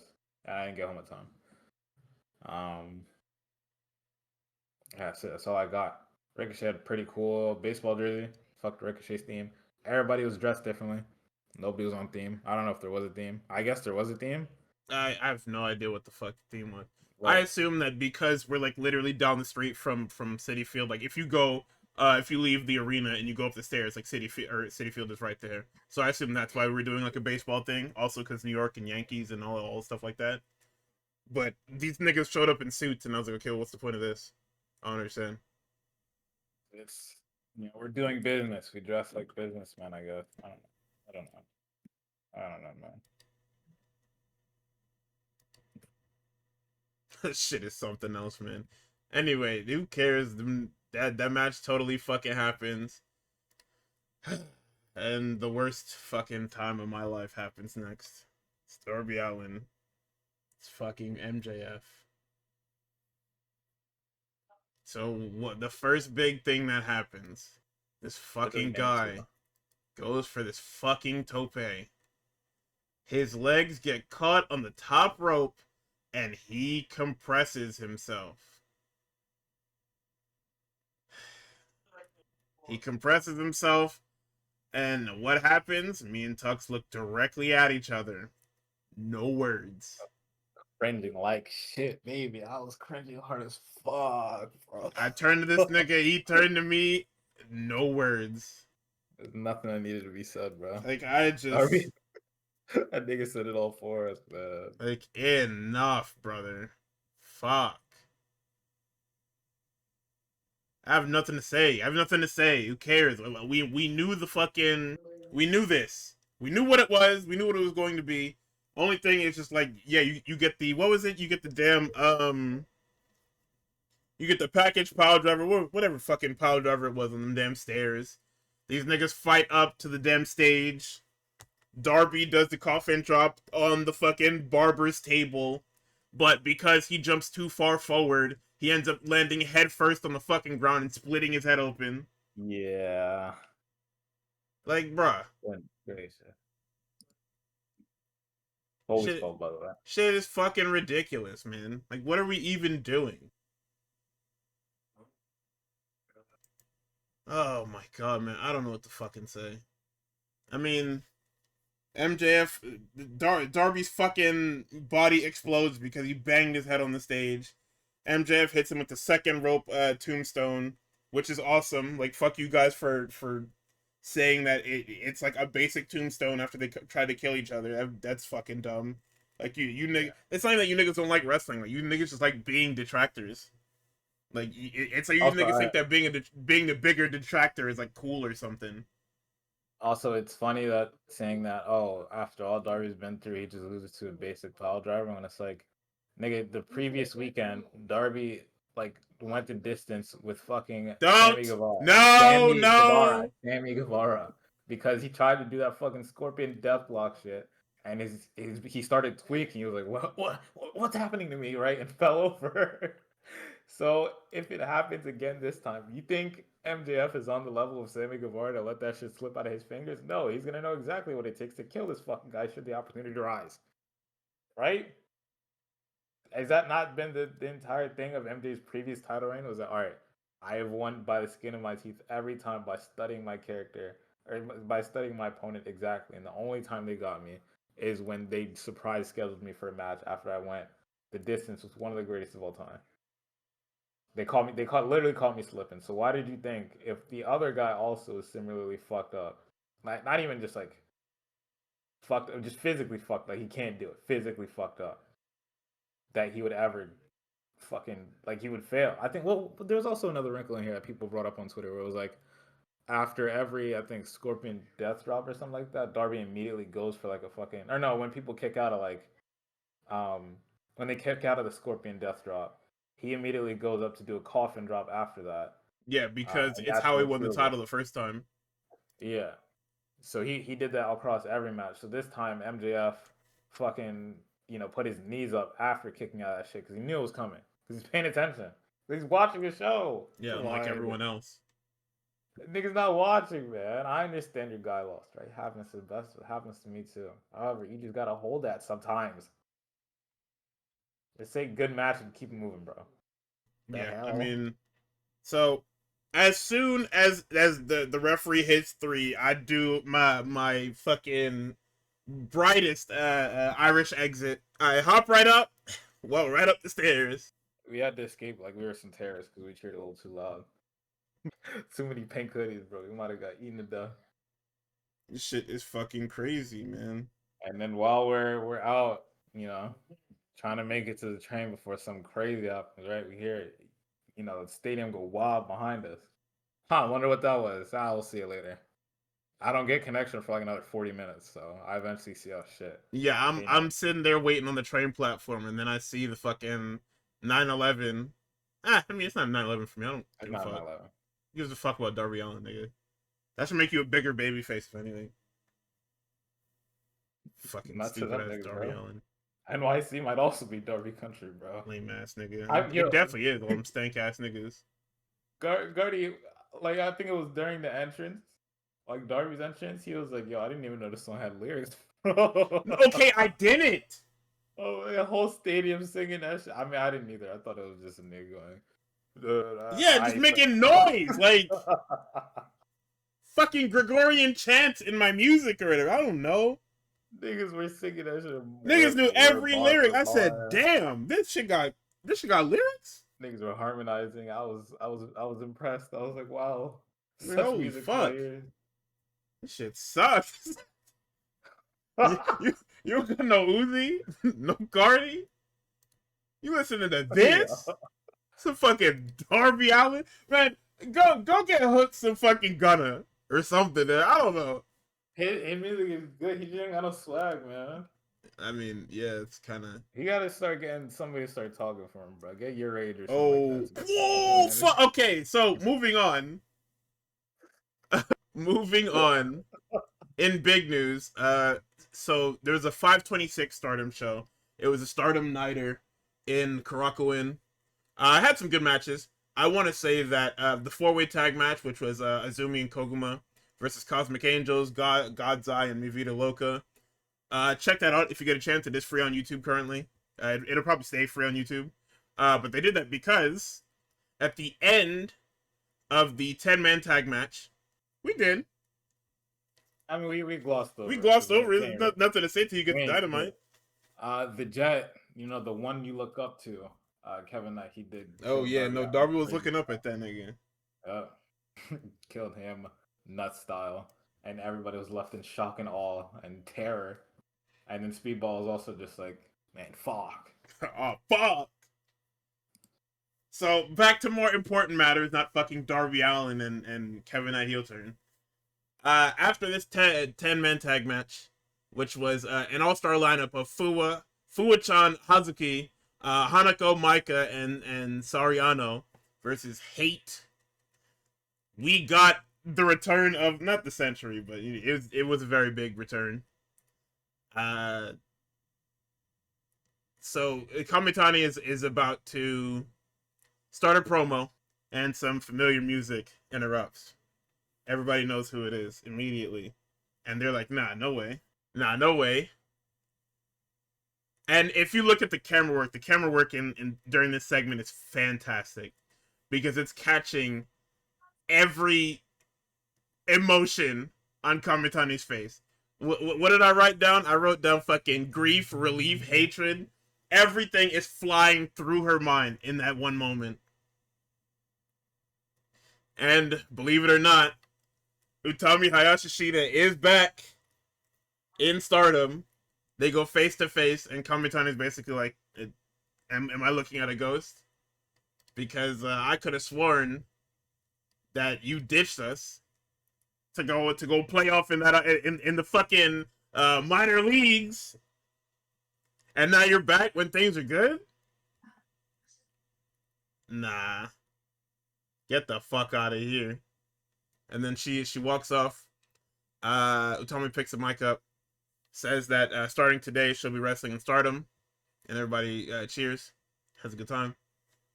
And then the main event, you should also check it out. It's the Artist of Stardom title match. It's Hate versus God's Eye. I won't spoil the ending, but it was a super good match, or not super good, but I think it was a good match. and the last like 4 to 5 minutes was super heated. Like it didn't matter what they were doing. Like it felt a little, it was starting to drag at the end, but that was when the crowd was at its most hot. So I can't really even say anything about it.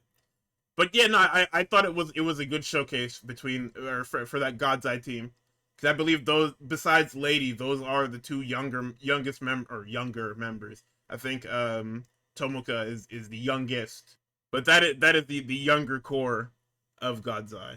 I did also watch Best of the Super Juniors nights like 5 through fucking 10. It would have been like 5 through 7 or 8, but we moved to a Saturday, so I ended up watching like everything because why not? Um, and I am here again to say that the only things that matter in this tournament are Daiki Nagai, Kosei Fujita, and fucking whatchamacallit, and Jun Kasai, because they are having amazing matches. Like, go out of your way to watch the Master Wato and Kosei Fujita match from Night 5. That's one of the ones I have earmarked here. I have Nick Wayne and Daiki Nagai.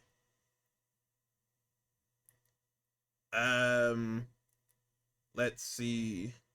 I also have Daiki and Francesco Akira, because I think Night 7's opener or tournament opener I think is my favorite, and it absolutely should have had a different finish, but it was worth it because the crowd got super behind Nagai. Jun Kasai and Nick Wayne from, I think it's the same night. Yeah, that is the same night. That was the main event of Night 7. And let's see. Which other ones do we have here? Night 8's, is that night 8? Yeah, Night 8's Taiji Shimori and Robbie Eagles match. Was another one. Night 9 has the Master Wato and Daiki Nagai match. I think you should watch that. Taguchi and Robbie X, Nick Wayne and Titan. And then from this morning's show, El Desperado and Kushida was a lot of fun. Also, honorable mention, I liked it. I know the internet probably didn't, but it was Robbie Eagles and Daisuke Sasaki. I would have liked Taiji Shimori and show, but it's kind of like, it was kind of like whatever. A little too much Gaga for me. So, Dynamite and Collision is live from Philadelphia, Pennsylvania. And we open up with an Ospreay pre-tape. Ospreay is just over beating Joe, heads to the doctor's room to get some ice. And Mr. Omega is in there because, you know, Stadium Stampede. This is after the show. Let's see what happens here. Kenny's like, hey, man, I seen you was hanging around with that bald nigga and his and his evil associates. The fuck's up with that, man? Kenny says they do what they say they do. Kenny then decides to go, hey, man, I would have done anything for you. Why didn't you just come and ask me for help? And Ospreay told him simply, plain as day, mate, you're not here. Nobody can find you when they need you. You're just gone. You're a ghost. Which is crazy because every time niggas really do show up. So I don't know how he said that. And Kenny talking about I can't be here every week. Why not? My diverticulitis. Oh, they took. He gagged the fuck out that nigga. This nigga said I can't be here every week. Why not? Kenny had no answer. You know, if I get fucked up like that, conversation's over. Go get killed by a Death Rider's pussy. Fuck you. But Kenny's actual answer is he can't bounce back the same way he used to. He's not the same. Will isn't the same either. But if they stay together, they can do amazing things. He gets the appeal. They get shit done. He's just saying to be careful as a friend. And then, of course, there's a chill in the room. Temperature drop. You get that shiver down your back. Camera zooms out a little bit. The captain walks in with the most egregious bag of ice I've ever fucking seen. nigga, that is a lot of ice. Gotta let niggas know I care. You know what I'm saying? He walks in, and immediately Kenny is on edge. And I think that's an awesome fucking tidbit. Is niggas see Moxie and go, okay, this guy killed Dragon. I need to fucking tread lightly. You do got that Death Riders hockey, bro. So Moxley walks in, says, "It's good advice. We all over skeletons, don't we?" Now, this is like the funniest tidbit between them, because while Moxley is like incredibly fucking dangerous now, he's referencing the Commonwealth Kingpin in Osprey and the Cleaner. So it's like, yeah, I mean, like, Kenny, you can say whatever you want about the Death Riders, but you led the Bullet Club. Like, hell, nigga, you led the Bullet Club, and then a couple years later, you led the Elite. You were literally terrorizing AEW and by proxy, AAA, TNA. Who else's shit did he steal?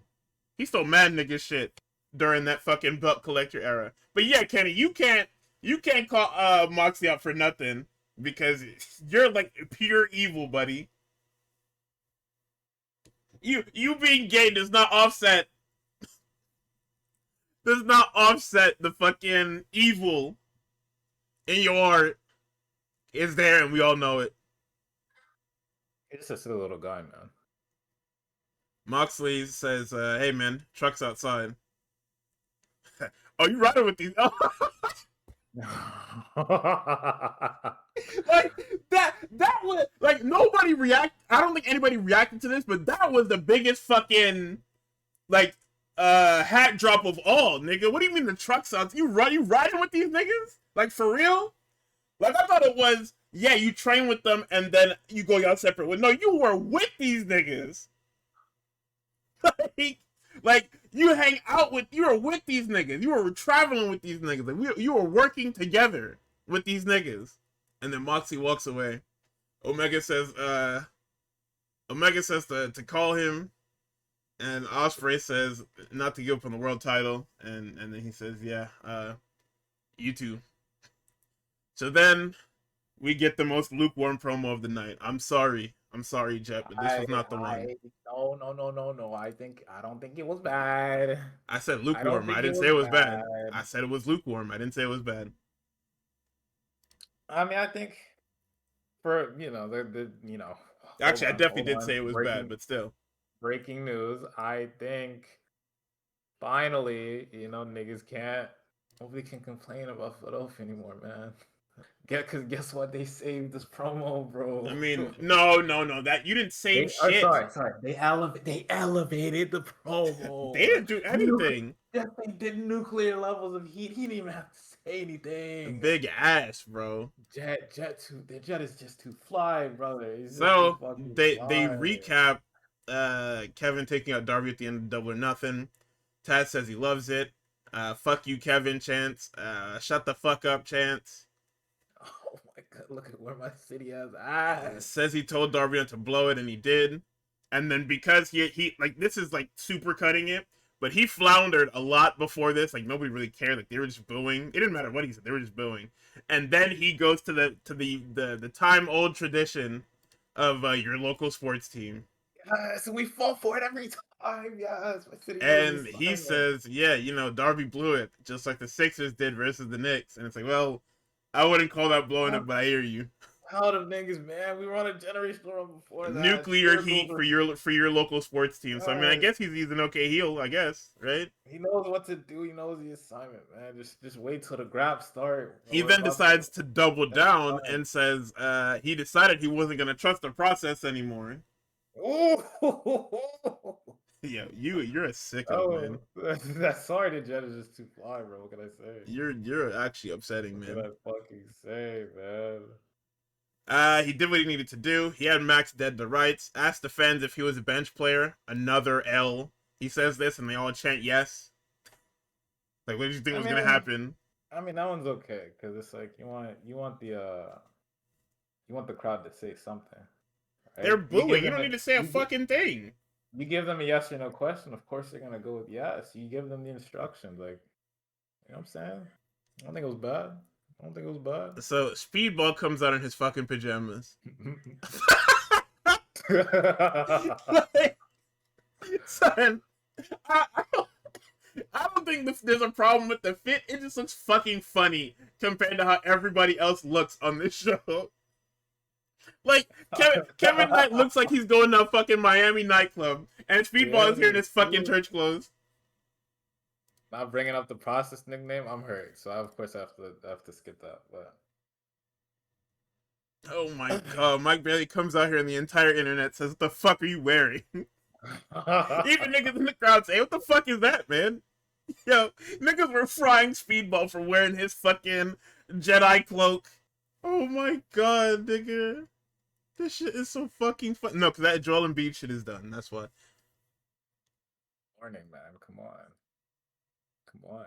So, yeah, he walks in the ring and somebody yells out loud enough for the mics to pick up, "Your jacket sucks." Speedball then says that attacking Darby was a mistake. They can fix it. Jet just needs to apologize and own up to what he did. Speedball, I don't think that fixes it at all. Because what happens when Darby comes back and tries to beat this guy over the head with fucking everything? He said sorry, man. Come on. What else do you want the man to say? He said sorry. Like, do you know how crazy that sounds to say that? As if he didn't. Fam, he UFO splashed Darby, and then to make matters worse, he flipped the fucking thing over while Darby was tied to it, nigga. Listen, if you run the Mox playbook, I was tripping. That's my bad. Son, even if he, like I said, even if he said sorry, Darby is gonna hit you with everything that's not glued to the fucking ground, bro. And you know it. So Speedball offers his hand. Jet brushes past him and then fucking thumps him with this microphone. And he hits Mike Bailey with this damn Uranagi. So, Renee's with Ricochet. They talk about Stadium Stampede. And then I just started falling asleep. Actually, no, I didn't start falling asleep. I just started paying attention to work. Ricochet, Chris Jericho, everyone banned from ringside. Do we have a time on this match? Do you have a time? It has to be like 20 minutes. You didn't check, you fucker? Of course. Why am I checking for Chris Jericho? Oh my god, I got it here. Hold on. Oh, no. I'm gonna make it before you. I got it. 13:57. Fam, this was only 13 minutes, and it felt like it was a fucking 20-minute match. Or I guess 14 minutes, yes. Nothing that happened in it. Dude, nothing happened. This was literally like the most TV of TV matches that felt like it was an eternity long because Jericho can't move. Put in a high mover, high flyer, high speed character like fucking Ricochet, and then it's you got him up against the super demon. You got him up against the fucking geriatric, fucking sleep paralysis demon. And niggas were talking about how he had no knees the entire time, and I'm just like, this is who you put him up against. Like, why would you do this? Niggas saying that this is about to be Jericho's swan song. This is his retirement tour. I don't know. I mean, it probably is. They were saying, because Jericho did put himself through a table, or the table that didn't break, he put himself through it, and niggas was like, I don't know, bro. This might be the end for old Jericho here. And I was like, oh, okay. I mean, I don't care. Like, the sooner the better. I don't give a fuck. Like, I will not deny Chris Jericho's like worth to the company in the early days, and just what he's done in his entire career. But after you lost that world championship, you should have retired, buddy. You didn't do nothing for nobody, and I mean that. So the only notes I have for this is in all caps. Everything is in all caps here. Why is it so long? I'm not rewatching it. I have no intention of talking about it. End this shit. I don't care if it's a fucking 3-hour episode of Dynamite. Put something else on, and then I recorded the fucking what happened afterwards, which was Jericho wins with the lion salt, and then he gets his head torn off by Big Tom. Yay, Big Tom Vortex. Look whose Vortex it is, nigga. You crazy? He elevates people, bro. He does. Gonna go crazy. Darby Allin. You know, look at what we did for you. Ooh. So we get an Andrade promo. Now that he's free of Stadium Stampede, he can focus on winning the AEW championship. Says MJF has no chance. He thinks he can beat him. How you know? Then we go to the Superstation showcase between Orange Cassidy, Brian Cage, Leo Rush, and Roosh. I honestly couldn't care less. This is another match that like, if we're gonna do this after a fucking like a big pay-per-view, then you gotta do it with people that matter. Nobody cares about fucking Leo Rush and Brian Cage, nigga. I mean, niggas care about Leo Rush. Brian Cage, however, Niggas do not care about Leo Rush. They do. They like that funky little guy. Why did this match happen? Because they wanted to position Roosh better for whatchamacallit. Because they know people don't watch Collision. So this is like they needed like 15 minutes to burn on the show. And these are the people that aren't hurt. Or like the people that had big matches on Sunday. So we get some cool stuff. Shivani says that Roosh is cool. Taz says he'll take Shivani to meet the guys. And then here come fucking Shivani's stupid ass. Really? Would you? It should pop me, bro. Shivani being a fucking dork. Like, even if he's joking, it's so fucking funny to me.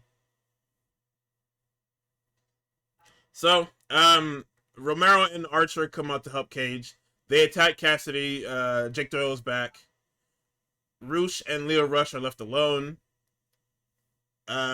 We get Leo Rush getting choked out with the camera cable, and then Roosh hits the horns for 3. Go. Renee's looking for Max. He's in his fucking Hanukkah best. He's so tough, Big Keeper. Oh my god. He's wearing the fucking Hanukkah suit. He throws the original belt on the ground, and the fucking brown shit is back again. And Big Burberry. Fucking hate this thing, dude. Like, I genuinely wish Darby would have just kept the fucking thing, so we don't have to keep doing this over and over again. Where somebody wins the belt back from Max, and then they change it back just for him to win and change it back again. Like, it's ridiculous. That's an incredible gimmick. I love it so much. Knight walks up. What do you think about his promo that he cut? Which the one later? Yeah. We'll get to it. MJF wants to thank Kevin Knight for killing Darby, he wants to show respect. He thanks him for showing respect by killing Darby. He said it meant a lot to him and he's got a bright future. Knight stops him. He says he didn't do it for him. He did it because Darby blew his opportunity. Says he'll beat him for the title. And then Max simply scoffs. Goals are good. Then he walks off. Kevin Knight turns around and who's waiting for him but the Proto Star? Kevin Knight. Contra Days. Callis walks up and says, "Hey man, we could use a nigga like you in the family. We got space now." So we get or overload. My goodness. we get a conglomeration video package. Renee's with the birds. They bring up the wild card. They don't say who it is, and it's a nothing promo. Then we get to the championship celebration. Max says Darby's in a hole because he lost to the headlock takeover for a 3rd time. He's an elite company of three-time champions by the age of 30. It's the greatest era because he's in it. Nobody's close to him. Generational talent. Blah blah blah. Then Chicken comes out. Ooh. Chicken calls him an outsider. It's like being a penguin in the desert. And he's not talking about those exotic South American beach penguins. Max off mic says, "What the fuck are you even talking about?" They do ECW chants. Max says it's a dead company. So Chicken calls the shot. He wants a title match since he's pinned Max before. Max says no. You're not getting one because you're fucking ugly. So it's not happening. He leaves. And on the stage, out comes Roosh. Roosh says, "You're not a fighting champion." The difference is he's a chicken farmer. And he says he wants his shot. Max says, "You think you're cool because you're bilingual? Well, listen up. You're better for ratings and optics than the fucking ugly fuck in the ring, so why not?" So it's up for next week. We get Jack Perry doing all the Rocky stuff to get a fucking babyface pop. And then we have our first of 2 Owen Cup semifinal matches. Claudio Castagnoli and, quarterfinals. Jesus. I don't know why I wrote semis. But yes, Claudio and Brody. Excalibur flubs and calls him Brodio King. That's tough. I'm saying. This was a cool match. I like this a lot. Even though it's not like most kaiju fights that I like, where the guys are just picking each other up and throwing each other everywhere, they just were hitting each other super fucking hard. Like the only time somebody like actually gets lifted is Claudio hitting Swiss Death, but that's the end of the match, and Brody hits him with a rebound lariat for 3. You want to take this fucking Cope and Cage segment? So, I noticed your shit. Cope and Cage come out to the ring. Cope is like, Cage starts off and he's just like, Philadelphia, shut your mouths. And the Cope is like, what are you doing? We're like, nice guys, not right? Stupid. My shtick, brother. And Cope is like, no, we're off that. We off that. All right, we on to some new shit. And he's just like, yo, we're gonna do something we haven't done in like 25 years since the last time we were tag team champions. And Cage says, and that is, Cope is like, we're gonna do our 5-second poses. I'm not doing that. And Cage is like, I'm not doing that. And even if we did, the appeal of it back then was flash photography. Nobody has flash on their phones anymore, or people don't have flash photos anymore. So what are you gonna do now? This is the dumbest shit ever, by the way. But go ahead. Cope is like, well, it's good that you say that. He rolls out to the ring, gets a bag from underneath, and he was just like, 20 years, and this is the most Canadian this nigga's ever sounded in his life, by the way. He's like, 20 years ago, I went to a store and I bought a bunch of cameras. And he just full stop. Nigga, I can go to the store and buy a disposable camera. What do you mean 20 years ago? 20 years ago. He prepped for this for 20 years. All right? Don't take away from my guy Shine, bro. I heard that and I'm like, it's not impossible to find the fucking disposable camera. So then, on commode fully activates. He hits his V-trigger pop. And he then gets in the ring and is like, hey, I'm going to hand out some disposable cameras. For those of you that are under the age of 25, all you have to do is turn the flash on, wind it, and then let it go. All right? And then he starts handing it out, and it is the longest. He gets gassed while doing this, man. Son, no, this is the funniest shit, right? Because he does that, and on commentary, Taz says, nigga, if he gives me a fucking camera, I'm going to double leg him. Oh my god, then Shivani starts egging him on, like, come here, give Taz one, give Taz one.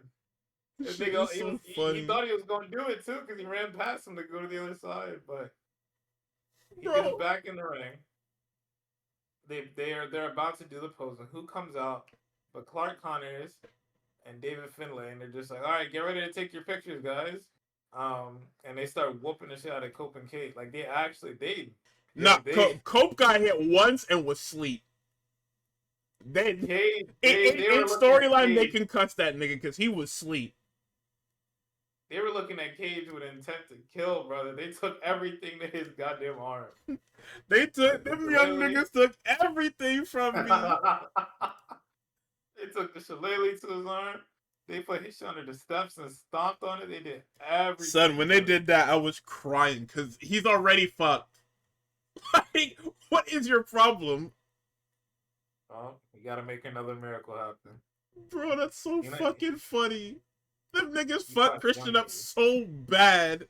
Oh my god. Yo, I missed this part. Taz said, them niggas are only taking this shit because it's free. Yeah. I mean... Oh my god. Nah, they beat the shit out of Christian. Like, Christian, you gotta stay home to the next title match, man.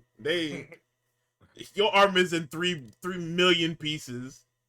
YN, bro. You gotta look back, especially in Philly, you gotta look back and forth for crossing the road, bro. Niggas ain't telling. Them young niggas actually took everything from Christian. That shit was crazy. So, for whatever reason, Swerve's not on the show. Nana pulls the cameraman into a pre-tape and asked if people. He asked if people saw the Bandito match. Of course they saw it. Swerve is taking the Owen and he's going back to Wembley. Swerve congratulates Brody.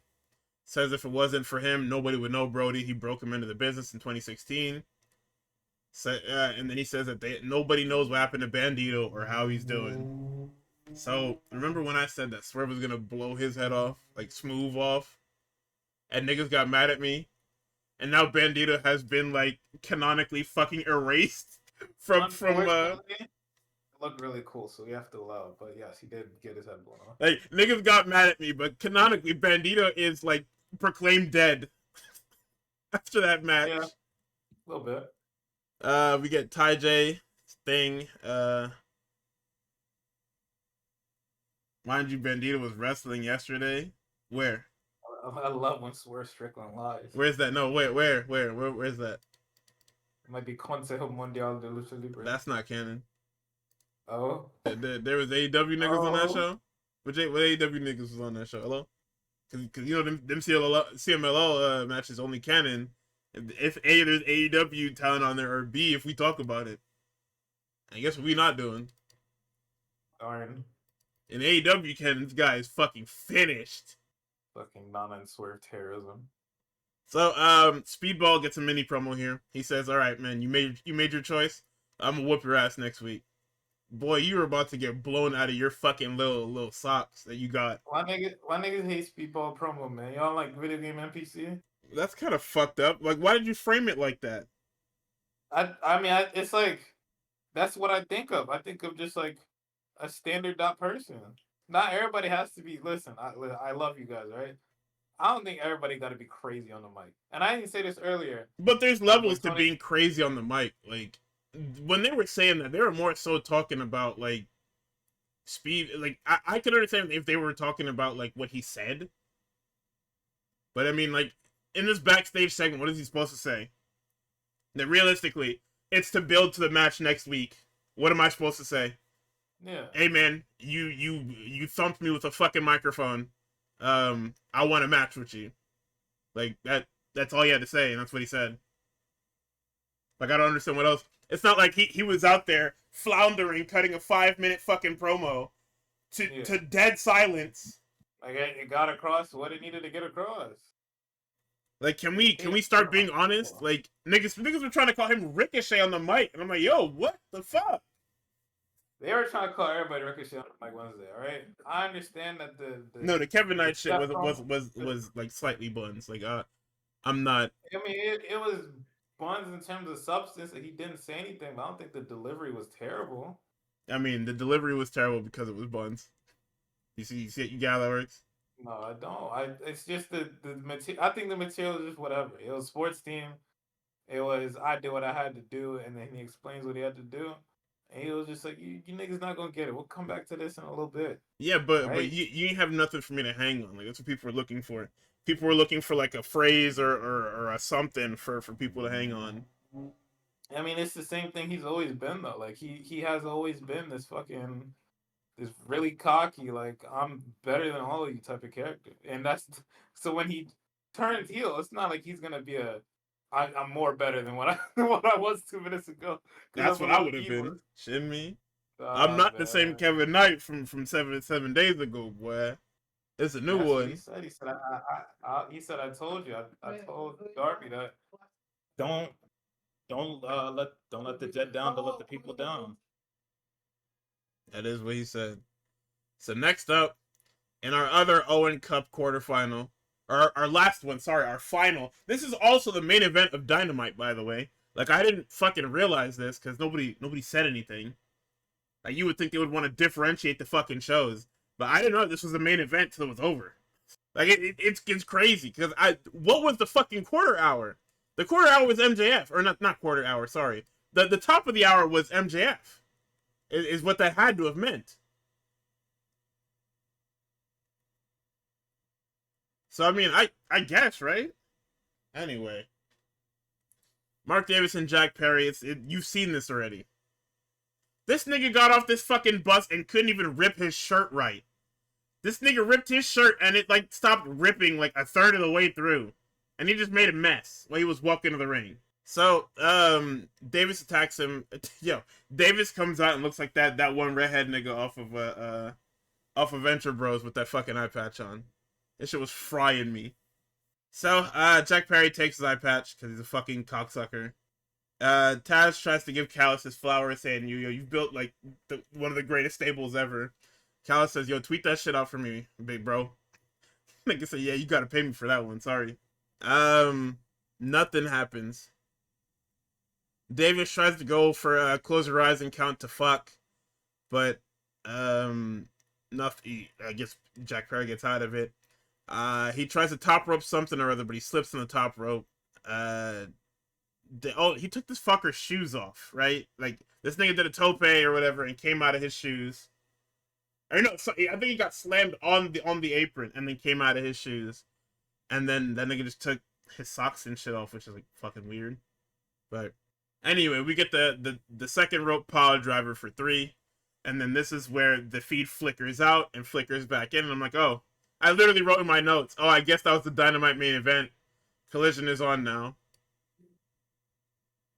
So we open up with the Renee talking segment that was advertised. They basically said Takeshita isn't shit, Fletcher is the future, that Davis is gonna beat Ospreay like he did last time. Kyle comes out, says, hold on, Don, before anything else, give me some sugar.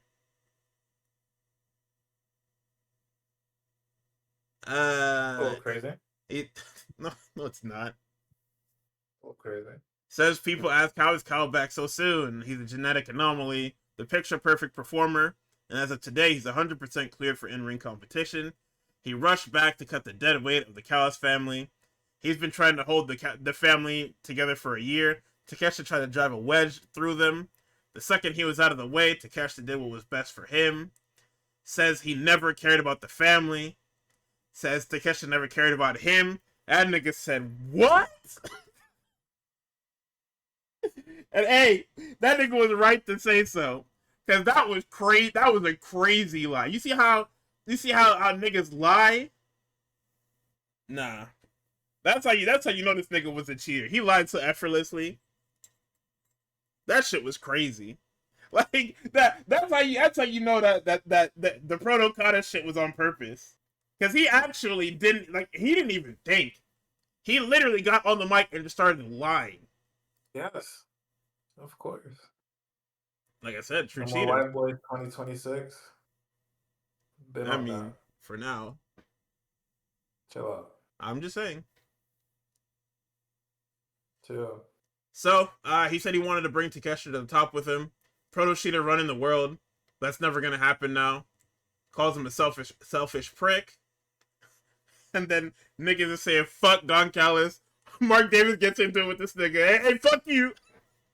So, I was crying. Because why did Mike Davis start arguing with this nigga? I'm telling you, Philly has that fastball back, bro. That shit was fucking awesome, bro. Actually, with crowd interaction, they never lost that fastball. I'm not gonna hold you. But, you know, I guess that nigga just heated up. Sick of this nigga being on the hot mic for the last 20 minutes. He said, hey, fuck you, man. I'm like, oh, shit. Somebody made a boss call. They were like, yo, you gotta go light that nigga up, bro. You've been talking too greasy. Everybody can hear him. So, Takeshita comes out. He's got his new international championship. And it's a 9/11 for me. He's flanked by the fucking conglomeration. But, you know what? Niggas seen Roderick Strong and they cleared the fuck out that ring, huh? Yeah. I like my back how it is. Thank you very much. So Takeshita says that he's got what he wanted before, and that's the international championship. And now he wants Kyle Fletcher. No botch, y'all. So, yo, this segment, I know it's a 9/11 to a lot of people, but I love this. Ospreay is standing by. He gives his congratulations to Davis. He says that their history is well documented. Says he was 50% the last time they fought, and now there's nothing stopping him. Moxley walks in, says it's time. What does Ospreay do? He daps that nigga up. He tries to dap up Pac. Pac's not having it. Marina takes the dap instead. And then he says, all right, I'll see you guys out there. Them niggas walk away. He says, guys, my entrance is this way. Oh, hell no. And then he has to go out by himself. So we get into this match. It's Ospreay and the Death Riders versus the Rascals. Taz, for whatever reason, decides it's going to be a ball licker on commentary. I guess that's how we know that the Death Riders aren't evil. It's Taz saying, oh, well, These niggas talk a big game. They train on camera, but, you know, everybody trains, just not on camera. It's like, hey, what the fuck are you, hey, what the fuck kind of shit is this, Taz? Taz also doesn't know he's being led astray by Moxley's creative direction, alright? He only lets you see what he wants you to see, alright? It's isolation tactics, man. He's making niggas think that Will is fucking crazy, right? Even though they're probably genuinely just hanging out, chilling out back there. So that when that nigga needs help, he's not gonna go to no fucking United Empire. He's going straight to the Death Riders. Shit is funny, right? Because saying that Ospreay is 12, and it's like, oh yeah, you know, that these guys seem really cool, so he went to them, and then they're gonna help him. Like, are we ignoring that Moxley is like a 4-time world champion? Are we ignoring that this nigga has been at the top of this mountain for longer than niggas would like to admit? I've been top of many mountaintops, by the way. Like, I think every mountain type, honestly. This nigga killed Brian Danielson. Like, what are we saying? If anyone would know how to get your groove back, it's that fucking guy. Like, what? This guy was literally on a fucking bender, losing every match he could, tapping out to niggas he shouldn't be. And he fought and clawed his way back through a tournament while having a fucked up ankle to win the tournament and the championship. What are we saying? Whatever, man. Anyway, Pac is obviously very wary of Ospreay because Ospreay does not fit. He also did blow Pac's head off when he was looking for Moxley. So yeah, I can't really blame Pac for being like, yeah, I don't really like this guy. I got hidden bladed because he's pussy. Like, how does that make sense? You the way, nigga. So Ospreay is getting his ass whooped this match. Good fucking lord. Like, it's funny because Ospreay is getting beat and Moxley is like, nigga, can we do something about these niggas jumping him in the corner? Hello? So Pac tags in after the hesitation. Boy, Pac tags in, and it's a fucking hot tag that isn't really hot, but is extremely fucking dangerous. Like, there's a warning label on this hot tag because he just starts hitting people as hard as he can. We get a crazy ass lariat. We get that fucking disgusting ass German that folds Xavier head over heels. We get the overhead belly to belly to Myron Reed into Zachary Wentz. Like, they start cooking these niggas, bro. Let's see. We got a La Mystica by Ospreay. Wentz is held in the corner and in a choke by Moxley. Pac gets Desmond Xavier, and Reed ends up in Death Ground for the fall. And with this one, Moxley hits 200 career wins in AEW. Yippee! With the help of Will Ospreay. And Pac then daps up Ospreay. A little bit of respect between the two. It's over. It was over before, but it's really over now. Nigga, I'm telling you, when Callum Newman decides that he's going to fucking kick Will Ospreay out of United Empire, it's going to be the craziest day on this app, bro. Because seeing the Death Riders line up against fucking Okan, Hanare, and who the fuck else? It can't be Andrade, because Andrade's in the Callis family in America. So it's gonna, I mean, it probably won't be that many people, because, you know, if they bring those fucking ball lickers over, so help me God, bro. If I see Jacob Austin Young and fucking Zane J in AEW, Tony Khan, you're fired. So the Ops are backstage. It hasn't been the best week. It's about opposition and opportunity. That's what the Ops are. Hook's got movies. Shibata's got pachinkos. He does a lot for his friends and his teammates. Bowens is up next, but Joe's headed to Hollywood and he expects them to hold it down while he's gone. So the only other angle we're getting on these shows now is Bowens and Hook fighting for who's the fucking interim leader of the Ops. Oh no, you're not with that one. You're not rocking with that one. It's not moving you. So we get a lights out match promo. Lexi's trying to find Ty J, but they've been murderized by the Divine Dominion. They beat the shit out of them in about 30 seconds, according to Meg.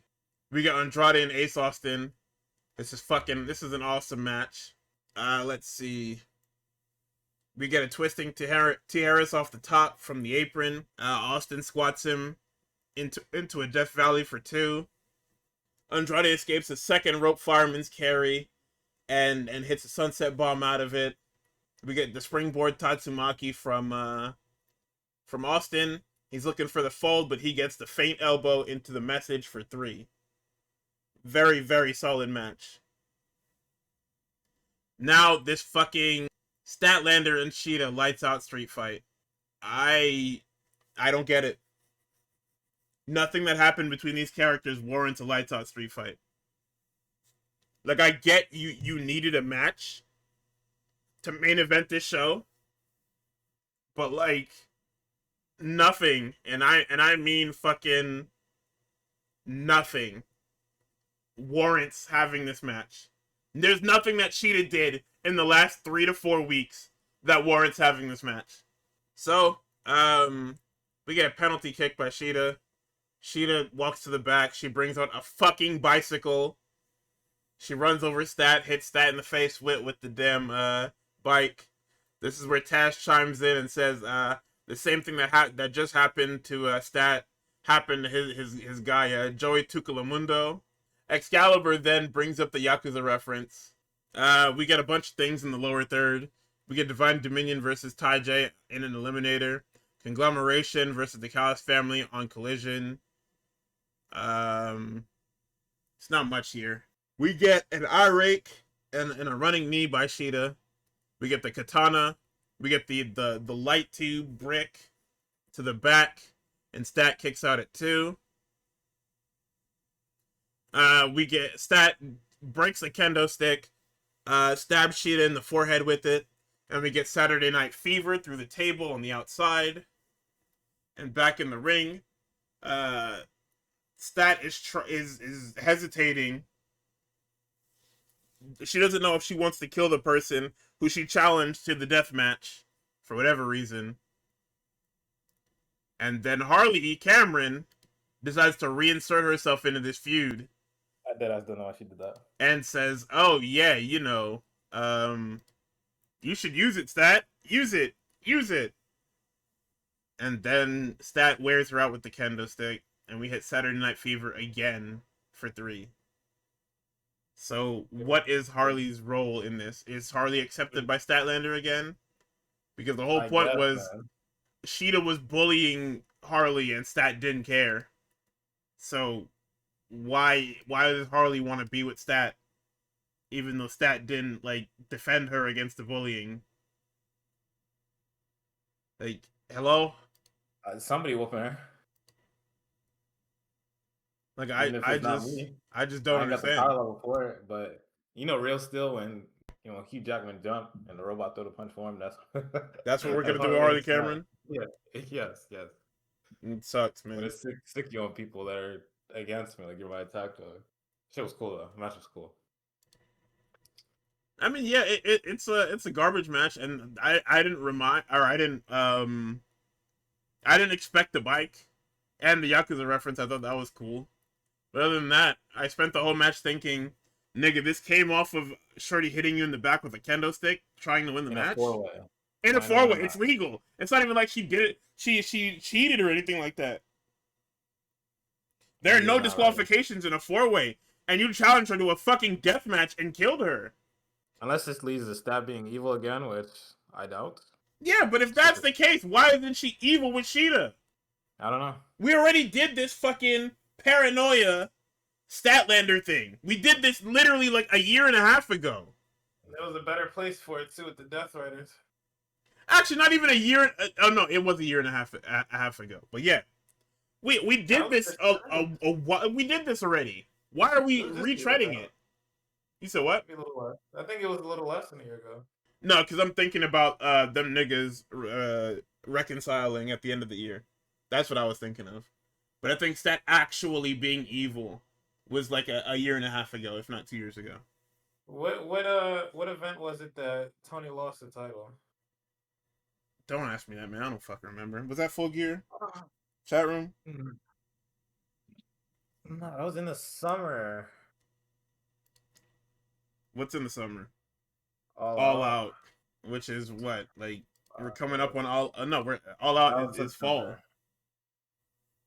So I think she used a seatbelt there to get it off of Tony, because that was the whole storyline, was fucking Wheeler Yuta of all people was coaching her, and he was like, use it, and then she used it, and then they tried to celebrate with her, Oh, it's Forbidden and then she Door. was Okay, like, yeah. So it'd have been a year since she won that title, and she's done nothing with it and without it. So I don't know. oh, that was a rematch with Tony. Okay, so yeah, she snuck her at Forbidden Door. Okay, This shit was dumb. I don't know, man. yeah, I'm disinterested honestly, in it, and I hate that should this have is the pulled the only trigger on women's that thing shit. going right now. That's getting time.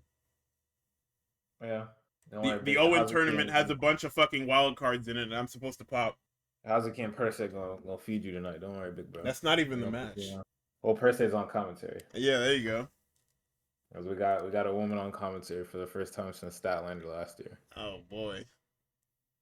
I wonder, will Persephone say anything? She speaks fluent English, by the way.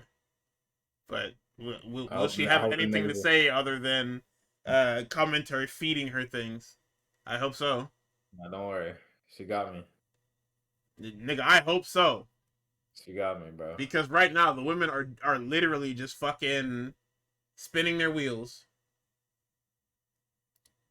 What is it? It's fucking Hazuki and Maya World. Oh man, Maya finna get that ass beat. Ooh. Let that go 15. Actually, let that go 20, Big Tony. Fam, what is the point of the conglomeration fighting the fucking D team Callis family? Nigga, Give me Roppongi some. Yeah. Vice and fucking Lance Archer. I also do like the Death Riders are like Moxley himself is wrestling on this show. Moxley Yeah, and Pac against the infantry is awesome, but wow. that's good Graps. Also, we're gonna hear from Lee Moriarty. Like, what the fuck? What they got cooking up? Hold on. He's gonna kill somebody in 6 seconds. Oh no, it's in action, huh?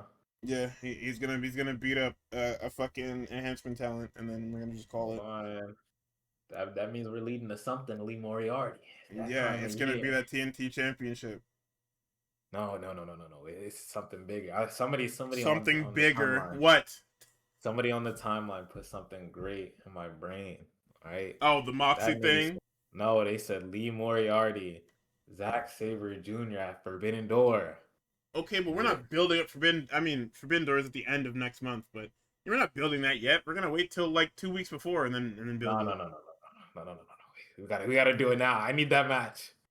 I need that match. That on that Twitter nigga's soul, whoever that was, on your soul. I better get that match at Forbidden Door. I hope. I hope and pray that this nigga gets what he wants because I don't want to see what happens when he doesn't.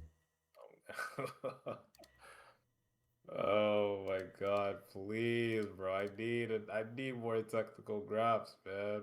Fuck. This shit is fucking funny, man. What was the last Lee Moriarty match they gave us? Was it Hangman? Probably like the last singles one. Yeah, in AEW.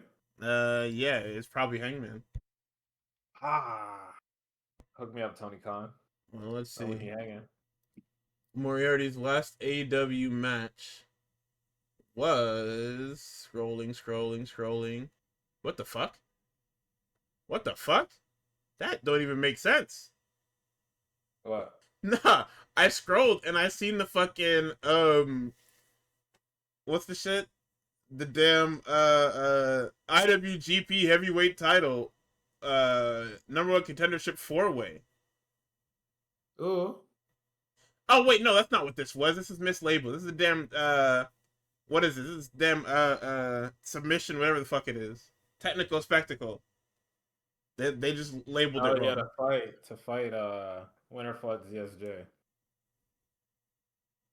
Oh, so then it's right. Okay, yeah. But yeah, before that, it was him getting beat by Dustin Rhodes in 16 minutes on Collision. And then after that was Hangman, or did I have that confused? No, you have that confused. Hangman was before that. Oh shit. Yeah,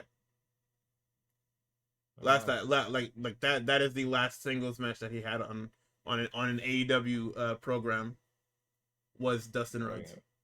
Tony got some for all of us. Every last one of us. That nigga doesn't have anything for me. Big Divine deal. Dominion are not fighting anyone. They about to fight Taija. Taija about to sneak one. I'm on this shit right now. Actually, I mean, Before you do, we are done, but I'll end this shit right now I do as a got threat. my I do got my homework Okay, what you got?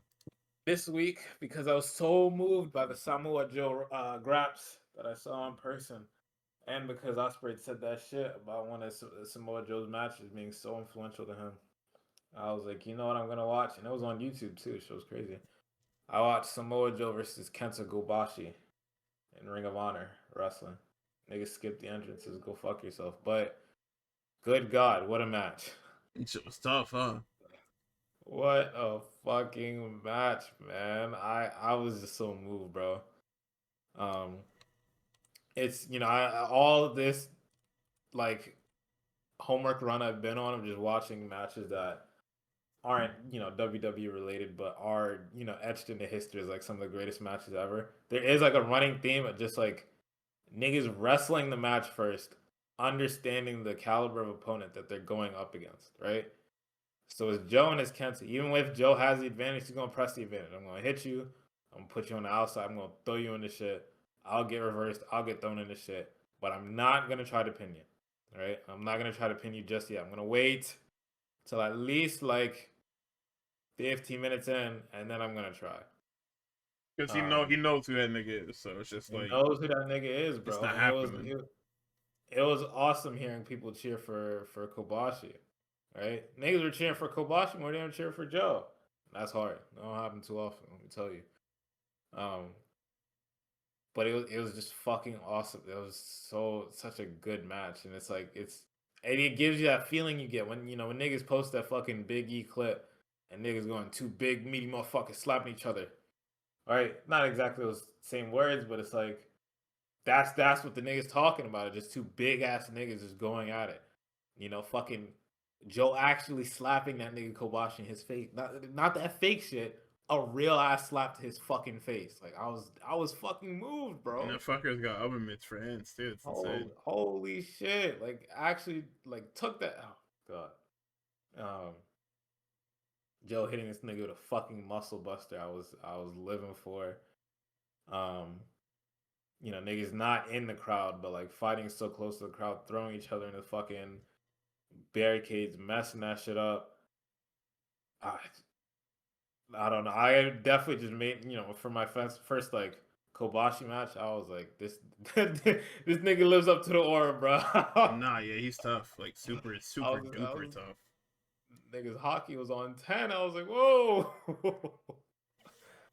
um, and those fucking chops, bro. Holy shit! I can Machine definitely gun. see when Gunther's like that nigga is my inspiration. I see it.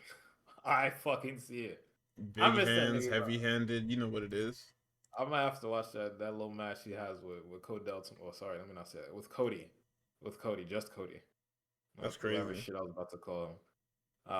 Because that nigga was on some nut shit recently. I I told might you. have to watch that match with him and Cody tomorrow. Because Nick, that is. I don't know if they ever met. They probably haven't wrestled, but that is disciple right there. You Him take and one look at that nigga, and you're like, oh, I know who your pops is. You uh, look just like him. him and Gabe Kidd are the fucking race play baddies. Who? Him and Cody. Oh, okay. Sorry, I thought you were talking about Kobashi. I was about to No, no, say. no, no, no. Come on. I would never Oh my disrespect. goodness. Oh, wow. But yeah, the last time Lance Archer had a match was a trios title match, playoff Palooza, uh, last month. Okay. It was Andrade, Hechicero, and Archer. Yeah. Yeah, that's what I said. Damn, that's all I got to say. Damn. But I mean that was the week in wrestling, man. Like the more I watch New Japan and Stardom, the more I'm just like, nigga, I have got to learn this language. I'm dying out here. Well, let's do it up. Do some real I ground need to Spanish get that session. damn book, bro. You gotta get a book. Don't let me catch on no fucking Duolingo, bro. Nah, nah, nah, never that. I get every time I hear that shit. It's just fucking. I War tell somebody flashbacks. I'm that guy. I'm like, get off that shit, bro. What are you doing? You're only gonna use it for like 2 minutes a day, right? If anything, you're gonna use that shit like 11:57.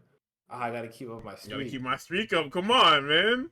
But it's like you're not actually learning or retaining anything. Like, yes, you're going up in the lessons, But if you're not applying those lessons that and they don't even teach you any grammar, you just yo. No, and that's what I noticed because I was doing the Duolingo just to see what they would teach. Nigga, they asked me to start like I got to I think it was like chapter 5 or whatever, and they don't teach you no grammar. Nothing. Niggas just give you vocabulary. They skip over and for Spanish, it's like you might be able to fumble around. Nigga, they skip over grammar in Japanese too. I'm like, what? I'm like, yo, you can give me all the fucking vocabulary you want. I don't know what I'm saying. Oh my, and like there is ways to. No. Let me use it right now. Full stop. You can't gamify that shit. You have to sit down and just like you have to open a book. Somebody has to explain to you why you do things, right? So that even if you you say you're talking to a native speaker, right? Okay. And it's kind of a gamble if you do try to when you self-immerse and you just go down there and you just live among them people, it's a gamble because them niggas not saying that shit right. And I know it's crazy to say that, but at a certain point, niggas are gonna stop conjugating shit. And you have to listen to the context of the rest of the sentence to understand what conjugation they would use.